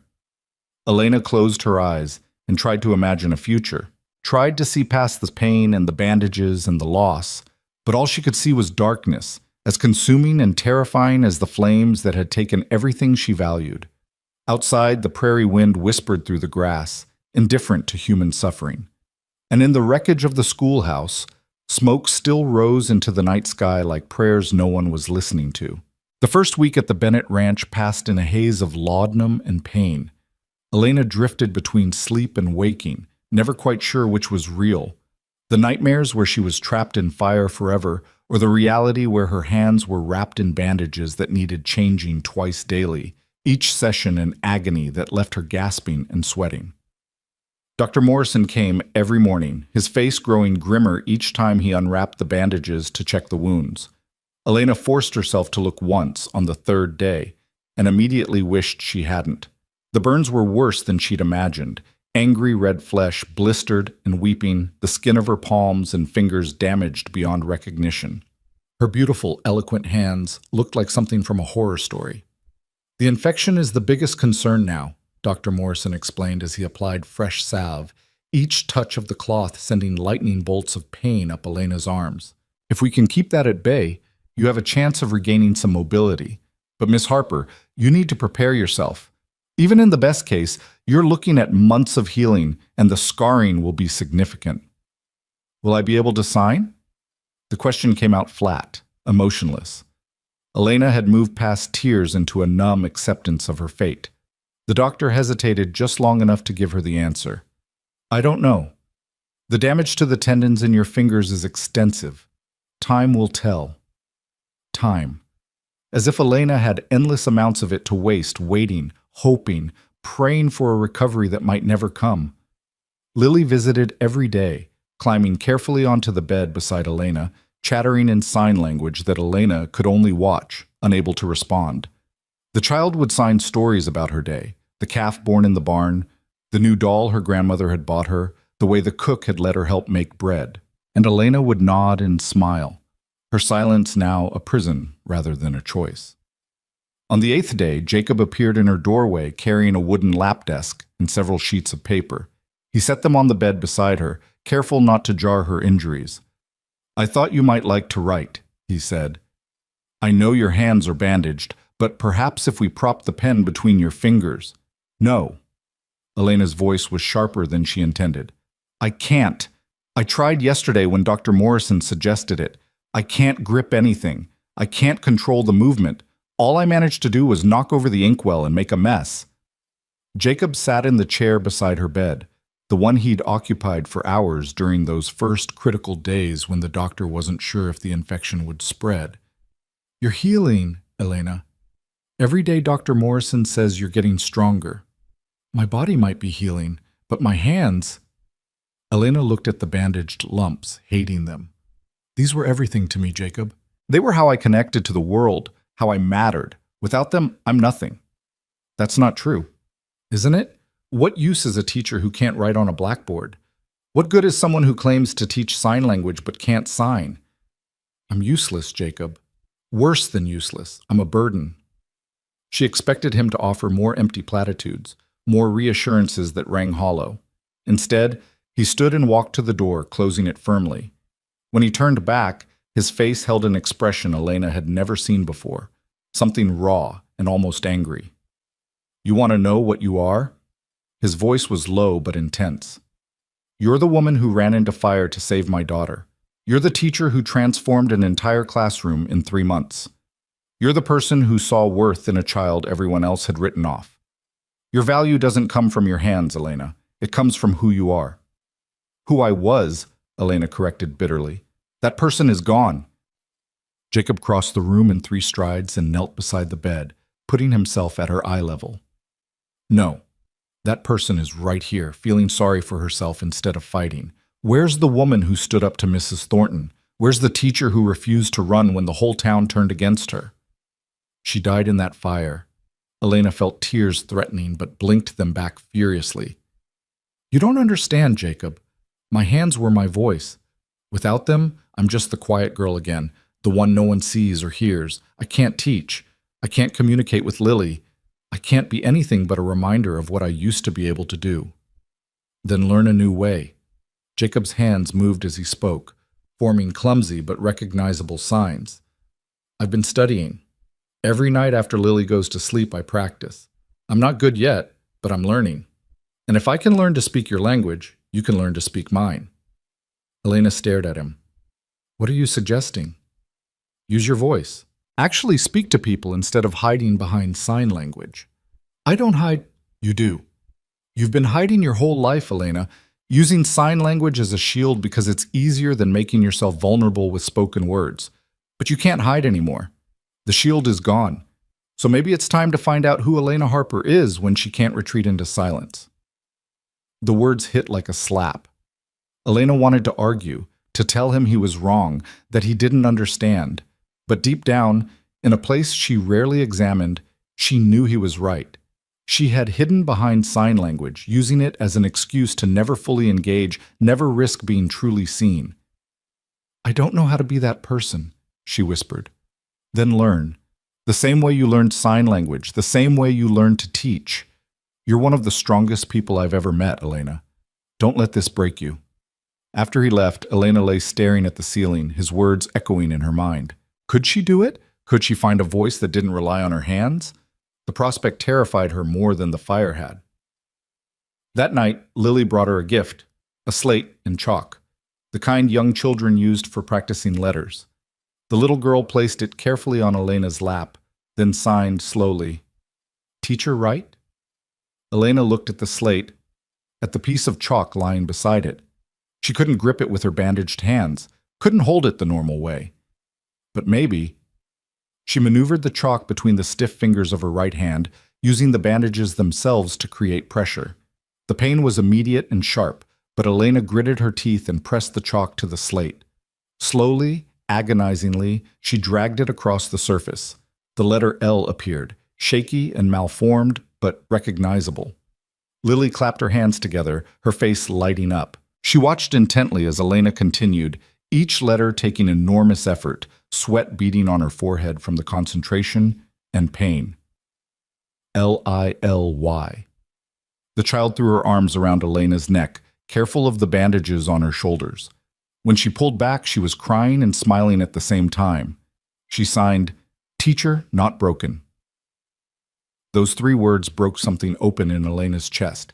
She pulled Lily close with her forearms, unable to hug properly but needing the contact. Maybe Jacob was right.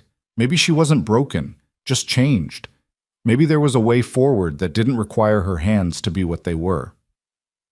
Over the following weeks, Elena began the slow, painful process of rebuilding herself. Dr. Morrison gradually reduced the bandages, exposing healing skin that was pink and shiny with scar tissue. The fingers of her right hand had more mobility than the left, though even simple movements required tremendous effort and caused sharp pain. But Elena practiced. Using the slate and chalk, she relearned how to write, not with the flowing script she'd once possessed, but with blocky, childlike letters that required her to grip the chalk between her palm and the base of her thumb.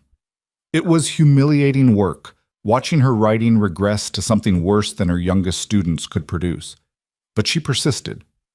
Mrs. Bennet watched these efforts with an expression that gradually shifted from cold disapproval to something resembling respect. The older woman had been icily polite since Elena's arrival, providing everything necessary for her care while making it clear this was duty, not welcome. But one afternoon, she appeared in Elena's room with a leather-bound journal and a pen modified with a thick wooden grip. "My husband had arthritis in his later years," she said without preamble. "He had this pen made so he could still write his letters. Perhaps it will help you." Elena took the pen carefully, testing the grip. The thick wooden handle fit more naturally against her scarred palm, distributing the pressure more evenly. When she tried to write, the letters came out slightly better than with the chalk. "Thank you, Mrs. Bennet." The older woman nodded stiffly. "My son tells me you're planning to resume teaching when the new schoolhouse is built." "I don't know if that's possible." "Why not? You can still speak, can't you? You can still read and think and plan lessons. Your hands don't define your ability to teach." Elena looked up, surprised by the echo of Jacob's words. "That's not what you said when you asked me to leave." "I said many things I regret." Mrs. Bennet's face softened fractionally. "I was afraid. Afraid of losing my son to another woman so soon after Margaret. Afraid of the gossip damaging Lily's future. Afraid of change.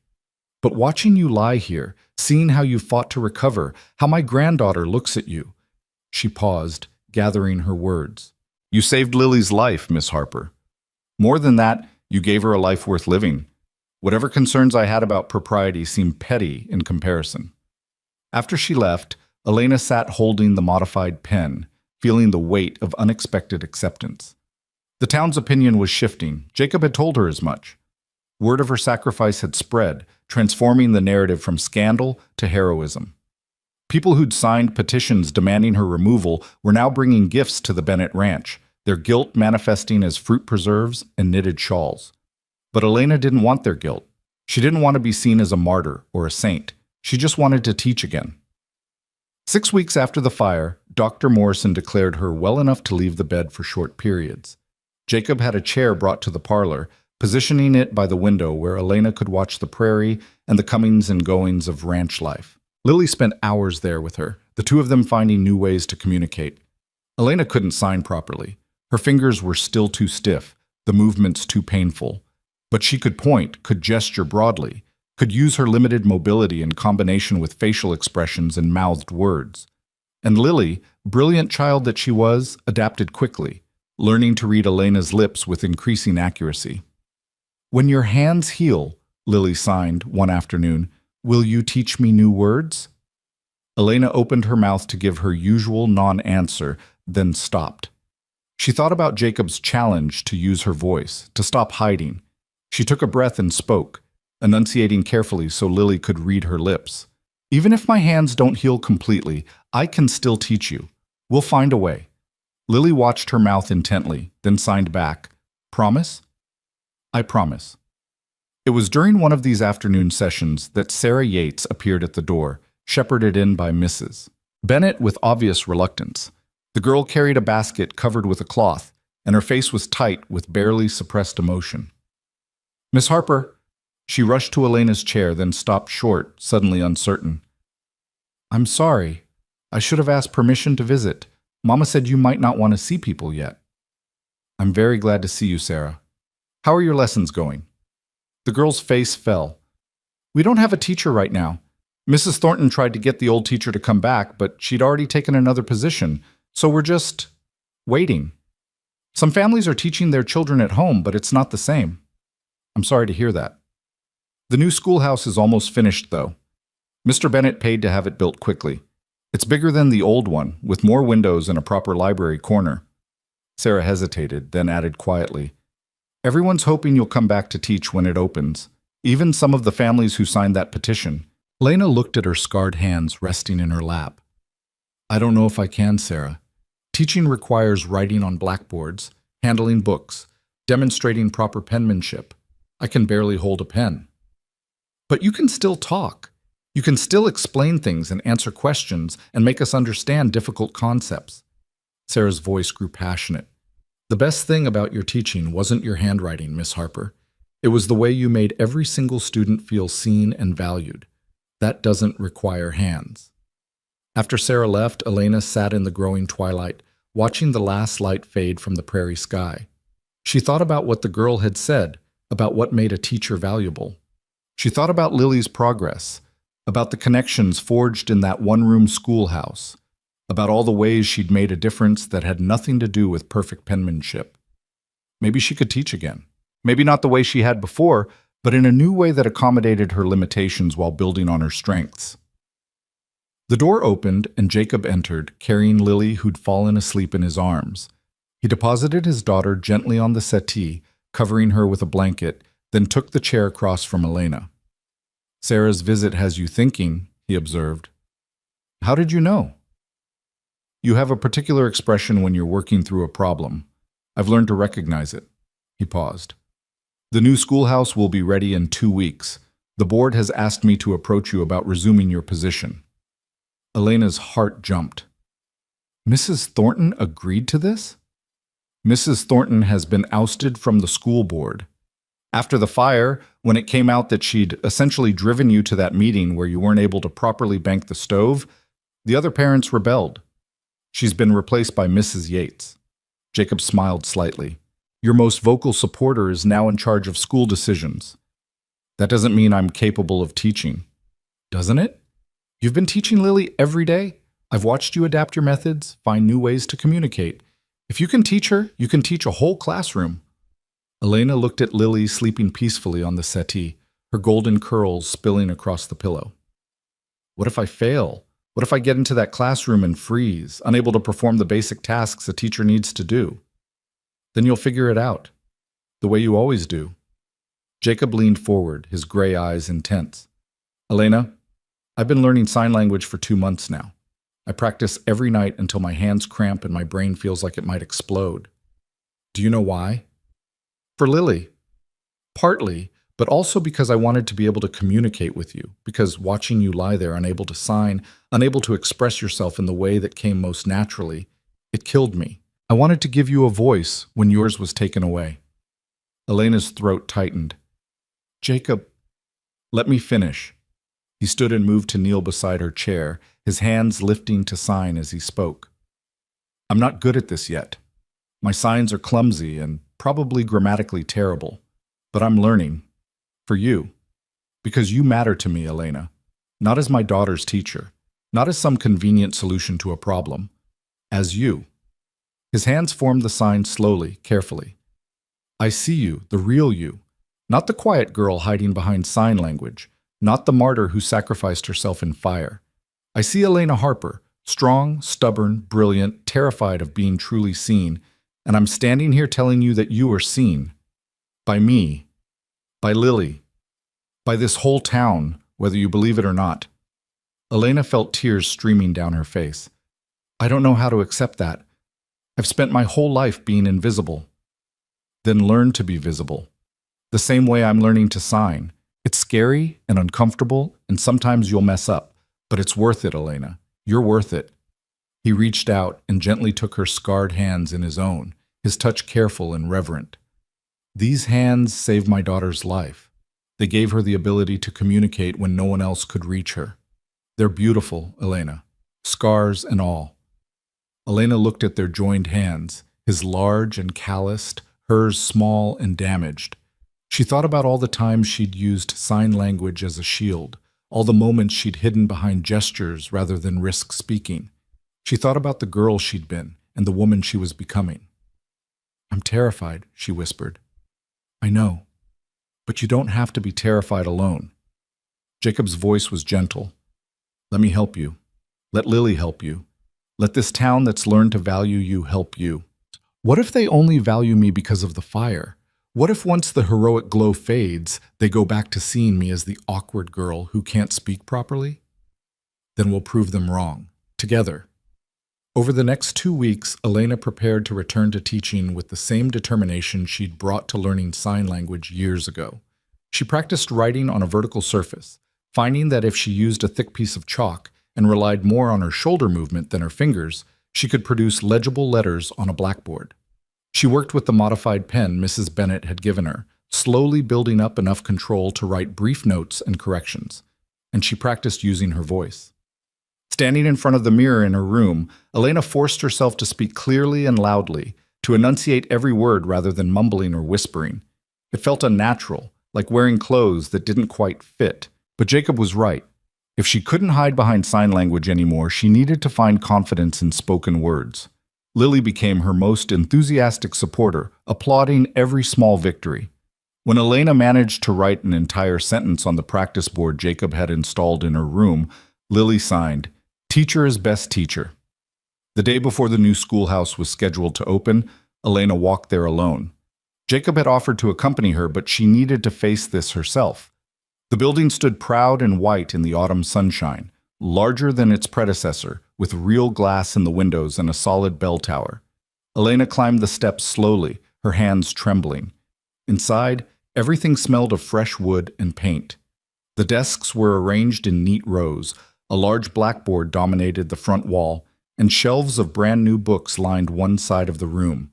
In the corner sat a beautiful wooden cabinet with glass doors. Inside, Elena could see sign language materials, illustrated charts showing hand positions for every letter and common words. A plaque on the cabinet read, "In honor of Miss Elena Harper, who taught us that silence speaks louder than words."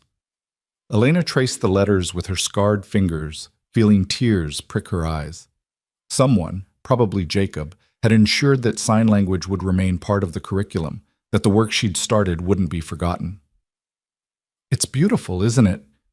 Elena turned to find Mrs. Yates standing in the doorway, her kind face smiling. Mrs. Yates, I didn't hear you come in. I wanted to see the schoolhouse before tomorrow. And to tell you something.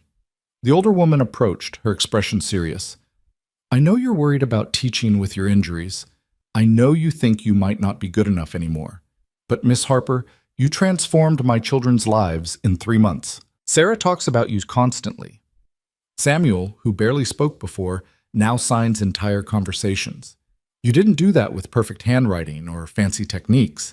You did it by caring, by seeing each child as an individual worth reaching. That's kind of you to say. It's the truth. And tomorrow, when you walk into this classroom, those children will see their teacher, the woman who believed in them, who fought for them, who literally walked through fire for them. Your scarred hands won't matter to them, Miss Harper. Only your heart does. That night, Elena lay awake in her room at the Bennett Ranch. She'd stayed there throughout her recovery, the arrangement becoming so natural that no one questioned it anymore. Through the wall, she could hear Lily's soft breathing from the adjacent room. Downstairs, the house creaked and settled into darkness.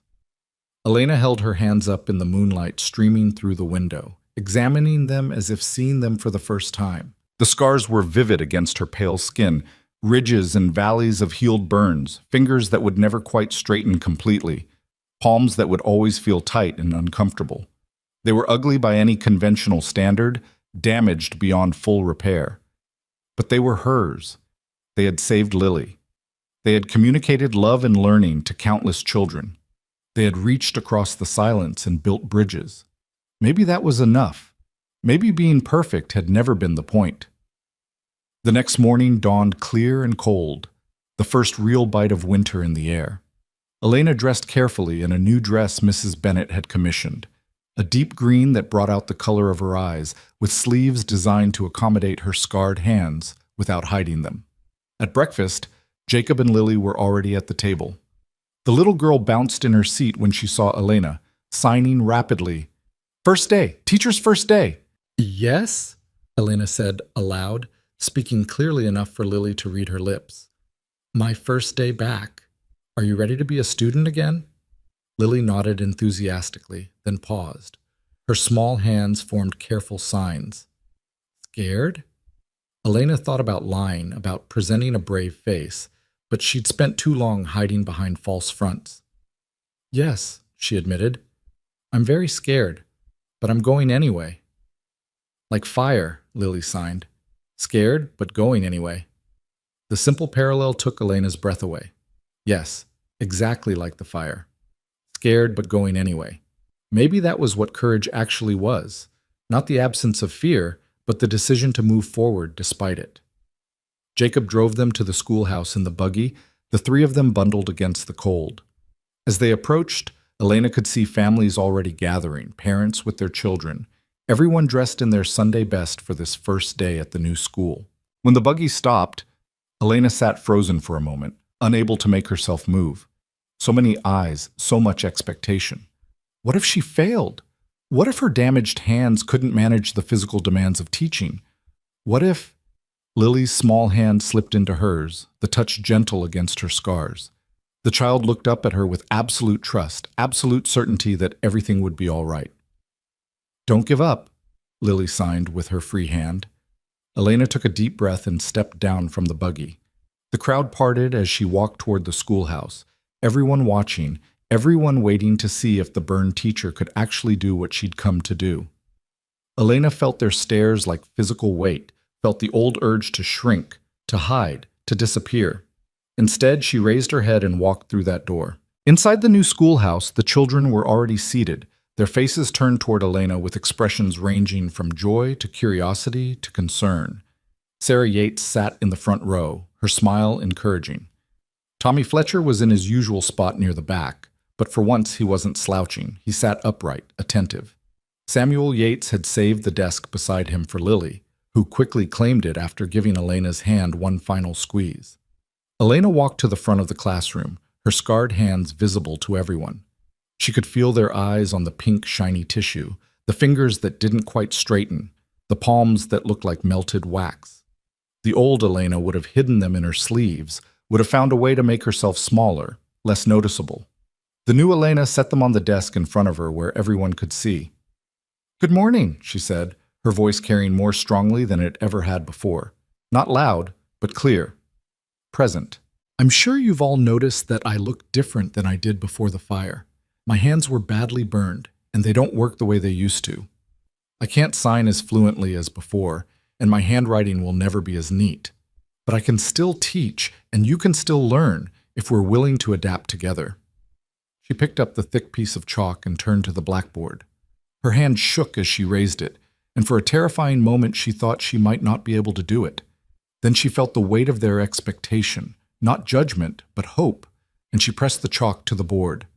The letter W appeared, wobbly but readable. Then ELCOME. She'd misspelled it, left out the first L, but she kept going. BACK. Behind her she heard a small sound, half laugh, half sob. She turned to see Sarah Yates wiping her eyes, grinning through tears. "Welcome back to you too, Miss Harper," the girl said. The morning proceeded with a rhythm Elena hadn't known she could establish. She couldn't write extensive notes on the board, so she spoke more, encouraging discussion rather than simple recitation. She couldn't demonstrate signs with her usual fluidity, so she had the children who'd learned them show the newer students, turning them into teachers themselves.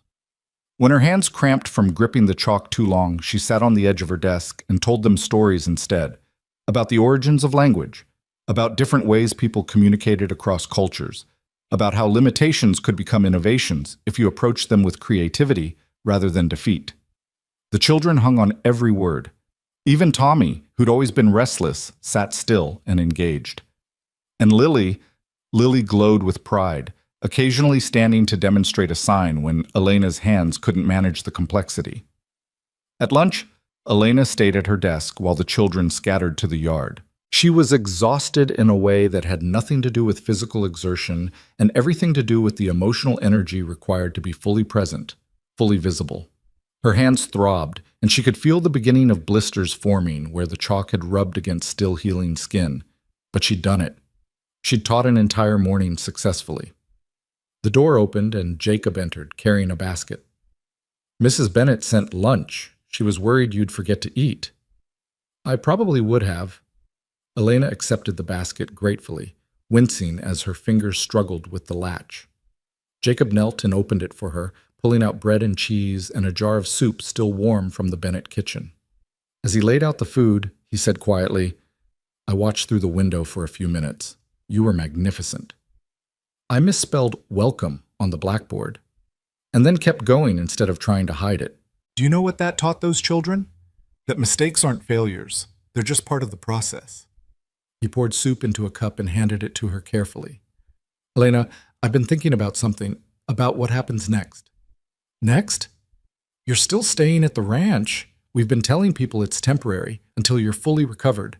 But you are recovered, at least enough to live independently, and people are starting to talk again." Elena's stomach dropped. Of course, she'd been so focused on returning to teaching that she hadn't considered the propriety of her living arrangement. An unmarried woman residing in the home of an unmarried man, it didn't matter that Mrs. Bennet was there as chaperone or that everything had been perfectly proper. People would talk. "I'll find other accommodations," she said quietly. "Mrs. Pritchard might have room again at the boarding house." "That's one option." Jacob sat in one of the student desks, looking absurdly large in the small chair. "Or there's another possibility. One I've been considering for weeks but wasn't sure how to raise." Elena set down her soup cup, suddenly unable to eat. "What possibility?" Jacob stood and walked to the window, looking out at the children playing. When he spoke, his voice was careful, measured. "Lily needs you, not just as a teacher, but as a constant presence in her life. She's lost one mother already. I won't put her through losing another important woman if I can help it." "Jacob, I'm not her mother, I'm her teacher. You're more than that, and you know it. You're the person she runs to when she's excited or scared. You're the one she wants to tell about her day. You're the person who understands her in ways I'm still learning." He turned to face Elena.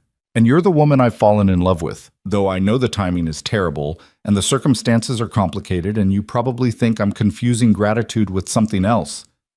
Elena's breath stopped. "You can't. We barely know each other.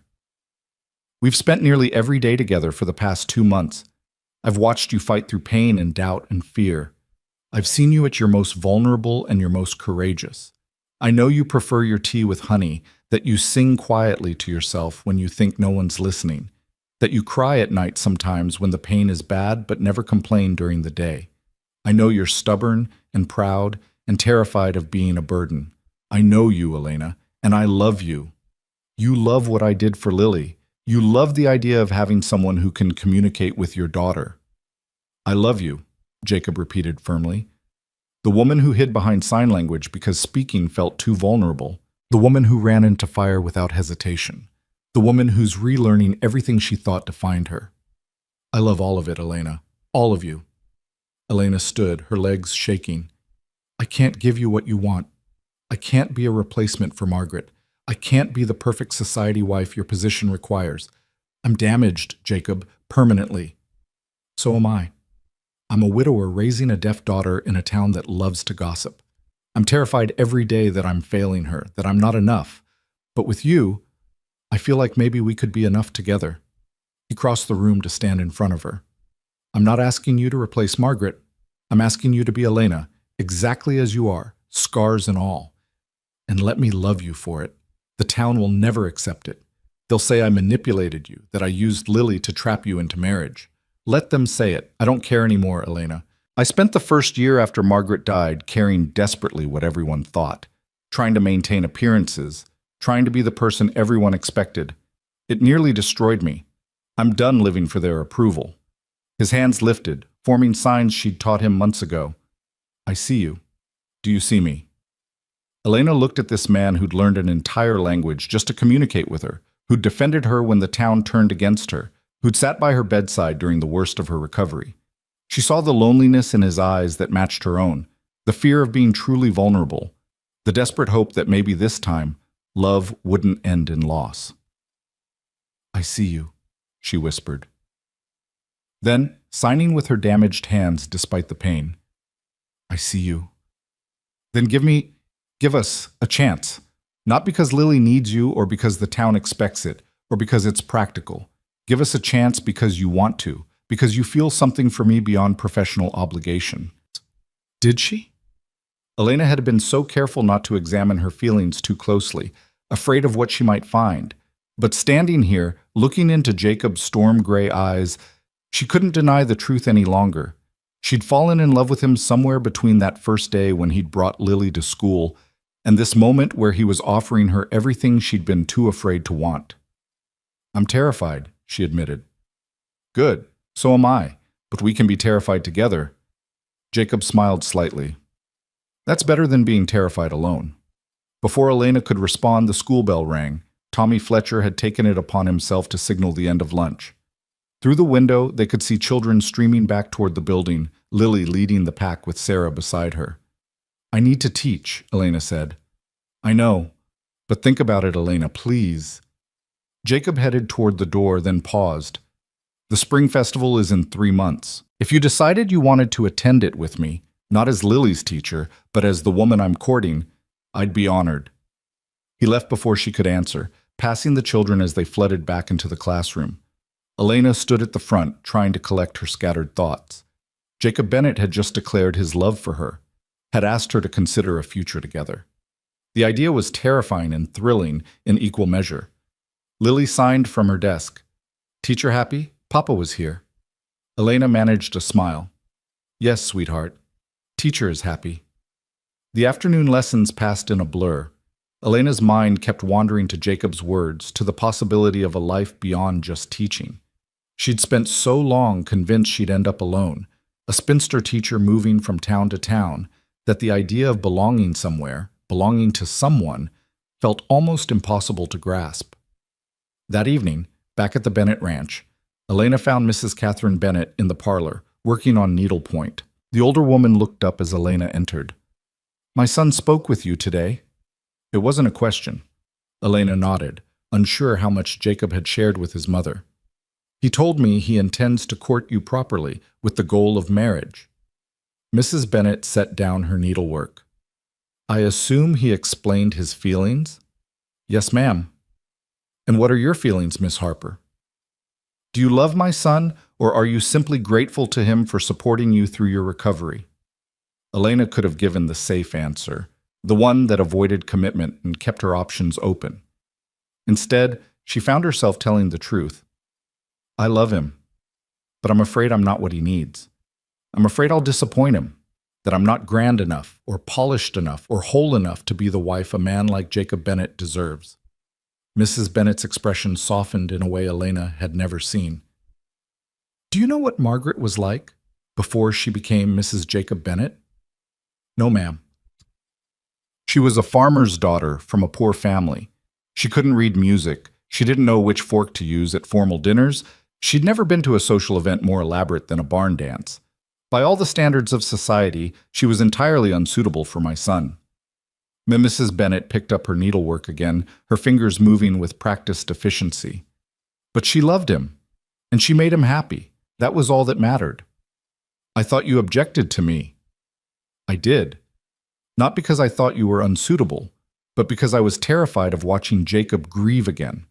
Terrified that if he loved you and lost you, Whether to the town's gossip or to circumstances beyond our control, it would break him completely.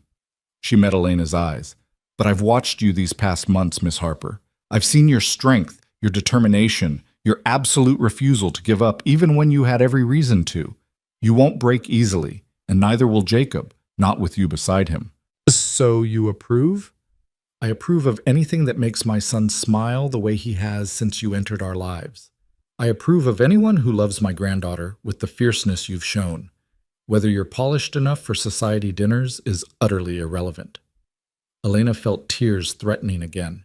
She seemed to cry so much more easily since the fire, as if the flames had burned away whatever walls had kept her emotions locked inside. Thank you, Mrs. Bennet. Catherine, if you're going to join this family, we might as well start with first names. Over the following weeks, Elena settled into a routine that felt both natural and surreal. She taught during the day, pouring herself into lessons that adapted to her limitations while building on her strengths. The children thrived under her instruction, and slowly word spread through the county about the remarkable teacher at Red Willow Creek who taught both hearing and deaf children together. Families began arriving from other towns, wanting to enroll their deaf children in Elena's school. The school board, now firmly under Mrs. Yates's progressive leadership, approved an expansion. By November, Elena had 15 students, including 3 deaf children besides Lily. In the evenings, she returned to the Bennett ranch where Jacob was always waiting. They'd sit in the parlor after Lily went to bed, talking for hours about everything and nothing. Jacob continued learning sign language, and Elena continued finding her voice, the two of them meeting somewhere in the middle. And gradually, so gradually, that Elena almost didn't notice it happening, the town's perception shifted again. People stopped seeing the scandal of an unmarried teacher living at the Bennett ranch and started seeing the logic of a family forming. The gossips found new targets, and the supporters grew more vocal. In December, Elena's hands had healed enough that she could sign again, not as fluently as before, and never without some pain, but enough to communicate complex ideas. The first time she signed a full sentence to Lily, the child cried with joy. "Thought I lost you," Lily signed back. "Thought fire took teacher away." "Fire changed me," Elena signed slowly, each movement deliberate. "But it didn't take me away. I'm still here." Christmas brought unexpected gifts. The townspeople, led by Mrs. Yates and the other supportive families, raised money for a proper sign language library for the school. Books arrived from as far away as Boston and New York, more resources than Elena had ever dreamed of having. And on Christmas morning, Jacob gave Elena a gift that made her hands shake. A delicate silver bracelet engraved with words in the manual alphabet, spelling out "Don't give up." "So you never forget," he said quietly, fastening it around her scarred wrist. "The words you signed to Lily in the fire. The words she's been signing back to you ever since. The words that define who you are." Elena traced the engraved letters, feeling the weight of their meaning. She'd come to Red Willow Creek expecting to be invisible, to teach quietly, and leave no mark. Instead, she'd been burned and broken and rebuilt into someone she barely recognized, someone stronger, braver, more visible than she'd ever thought possible. "Thank you," she whispered, then added more loudly, "Thank you, Jacob, for everything." He smiled and signed back, "Thank you for seeing me." The spring festival arrived in April with all the pageantry a small Montana town could muster. Booths lined the main street selling preserves and handicrafts. Children ran through the crowds with sticky hands and loud laughter, and a dance platform had been erected in the town square. Elena stood at the edge of the festival, watching the festivities with a mixture of anxiety and anticipation. She wore a new dress, pale yellow cotton, that Catherine had insisted on commissioning, with sleeves that fell just below her elbows, leaving her scarred hands and forearms visible. Her hair was loose around her shoulders instead of pulled back in its usual severe bun. She looked, Elena thought with some surprise, almost pretty, or at least no longer trying to disappear. "Teacher!" Lily came running, signing frantically. "Come see! Papa has surprise!" Elena let the child pull her through the crowd, past booths and well-wishers who called out greetings. The entire town seemed to be present, and Elena felt their eyes on her, some curious, some approving, some still skeptical. But she kept her head high, kept walking. Lily led her to the center of the square where a platform had been raised. Jacob stood on it, and when he saw Elena approaching, his face broke into a smile that made her heart skip. "Ladies and gentlemen," he called out, his voice carrying across the square. The crowd quieted, sensing something significant about to happen. "Thank you all for coming to celebrate spring and community with us today. Before the dancing begins, I have something important to say." Elena's breath caught. This was it. Whatever Jacob had planned, whatever surprise Lily had mentioned, she wanted to run, wanted to hide, but Lily's small hand held hers firmly. 9 months ago, a young teacher arrived in Red Willow Creek. She was quiet and shy, and many of us didn't think she'd last a month. We underestimated her. Jacob's eyes found Elena's in the crowd.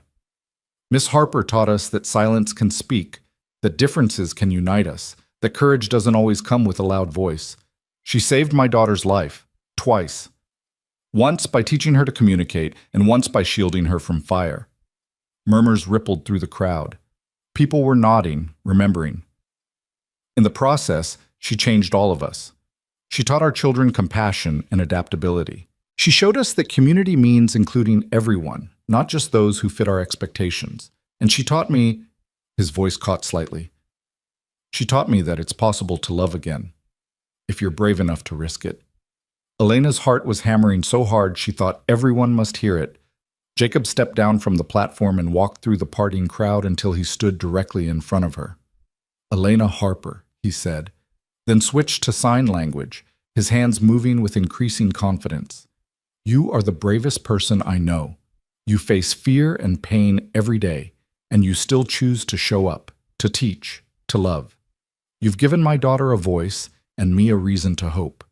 You've made our house a home." He knelt on one knee, pulling a small velvet box from his pocket.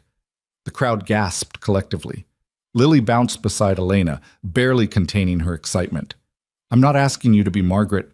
I'm not asking you to be anything other than exactly who you are. Scarred hands, quiet voice, stubborn heart and all." Jacob opened the box to reveal a simple gold ring with a small diamond. "I'm asking you to be my wife, to be Lily's mother, to build a life with us. Not because it's practical or expected, but because I love you, because we belong together." The entire square had gone silent. Elena was aware of hundreds of eyes watching, waiting for her answer. The old Elena would have been paralyzed by such public scrutiny, but the new Elena, the one who'd walked through fire and emerged changed, looked only at Jacob's face, at the hope and vulnerability there. She thought about all the reasons to say no. She was young and scarred and still learning to navigate the world without hiding. She was a teacher, not a society wife. She would never be the polished, perfect woman people expected Jacob Bennett to marry. But she loved him. She loved Lily. And she was tired of letting fear make her decisions. Elena pulled her hands free from Lily's grip and signed, her scarred fingers moving carefully through the air. "Yes, I choose you. I choose us." The crowd erupted in cheers before she'd even finished signing. Jacob stood and swept her into his arms, kissing her in front of everyone, making his choice as public and clear as hers. When they finally broke apart, Elena saw tears streaming down Catherine's face. Happy tears for once. Lily launched herself at both of them, wrapping her small arms around their legs. Elena knelt and gathered the child close, signing with one hand while the other wore Jacob's ring. "We're a family now. All three of us." "Forever?" Lily signed back. "Forever," Elena promised. The festival continued around them, music playing, children laughing, neighbors celebrating. But in that moment, Elena was aware only of the two people in her arms, of the family she'd found in the most unexpected way. "Mrs." Thornton watched from the edge of the crowd, her expression unreadable. After a moment, she approached, her steps reluctant but determined. "Miss Harper," she said stiffly, "I owe you an apology. I was wrong about your character and your intentions. You've proven yourself to be an excellent teacher and an asset to our community." Elena could have held the grudge, could have thrown the woman's cruelty back in her face. Instead, she extended her scarred hand. "Thank you, Mrs. Thornton. I appreciate you saying so." They shook hands briefly, and Elena felt the last piece of her old life fall away. She wasn't the invisible girl anymore. She wasn't the scandal or the martyr or the damaged teacher. She was simply Elena, beloved and belonging, scarred but whole. The wedding took place 6 weeks later in the new schoolhouse, the building filled with flowers and students and townspeople who'd come to witness the union. Elena wore a cream-colored dress with long sleeves that covered her scars, but at the last moment she pushed them up to her elbows. Let people see. Let them know what she'd survived. Sarah Yates served as maid of honor, standing proud beside her teacher. Tommy Fletcher, transformed from troublemaker to Elena's fierce defender, helped seat guests with unusual solemnity. The other children lined the aisle, each one signing love as Elena passed, a gesture she'd taught them weeks ago. And Lily stood beside her father at the front, her golden curls crowned with flowers, her hands moving through a speech she'd prepared. Thank you for loving Papa. Thank you for loving me. Thank you for being my teacher. And now my mama. I will be the best daughter. Elena signed back through her tears. You already are. The ceremony was brief and beautiful. When the minister pronounced them husband and wife, Jacob signed, I love you, before he kissed her, and Elena signed it back. The schoolhouse erupted in applause, the sound mixing with the late spring wind outside. At the reception that followed, held on the Bennett Ranch under a Montana sky so blue it hurt to look at, Elena found herself surrounded by people who'd once doubted her, who now celebrated her. Mrs. Yates gave a toast about courage and change. Catherine welcomed Elena officially into the family with a speech that had even Jacob wiping his eyes. And Sheriff Dawson admitted he'd never seen a more deserving couple. As the sun began to set, painting the prairie gold and amber, Elena stood with Jacob and Lily, watching their guests dance and laugh. 3 lives that had been separate, broken in different ways, now woven together into something stronger than any of them alone. No regrets? Jacob asked quietly. Elena looked at her scarred hands wearing his ring, at Lily leaning against her side, at the prairie stretching endlessly before them. She thought about the quiet girl who'd arrived in Red Willow Creek 9 months ago, expecting to disappear into another anonymous teaching position. That girl was gone, burned away in fire and rebuilt through pain into someone who could stand in full view without flinching. No regrets, she said, her voice steady and sure. This is exactly where I'm supposed to be. Lily signed sleepily. Home? Elena gathered the child close and signed back. Yes, sweetheart, we're home. And it was true. Not the house, or the town, or even the people, though all of those mattered. Home was this moment, this family, this choice they'd all made to belong to each other despite every reason to remain separate. Home was being seen and loved for exactly who she was, scars and silence and all.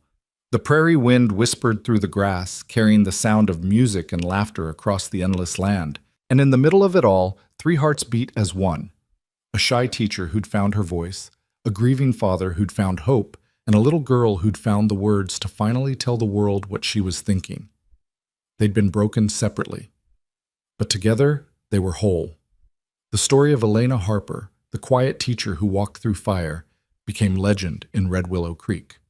Years later, people would still talk about the woman who taught an entire town to see with their hands and listen with their hearts. They'd speak of the love that grew from ashes, of the family formed not by blood but by choice, of the 3 lives that proved silence could speak louder than words. But for Elena, Jacob, and Lily, the story was never about becoming legend. It was simply about finding each other in a vast and lonely prairie, about building something beautiful from broken pieces, about choosing love even when fear whispered it was safer to remain alone. On quiet evenings when Lily was grown and teaching sign language to her own children, she would tell them about the fire, about the teacher who saved her, about the moment her family truly began, and she would sign the words that had become their family motto, the words that had carried them through every challenge, don't give up. Because in the end, that was the greatest gift Elena had given them. Not just the ability to communicate, but the courage to keep trying, keep loving, keep hoping, even when the world seemed determined to break them. 3 lives, 1 family, chosen not by circumstance, but by love. And that, in the end, was more than enough.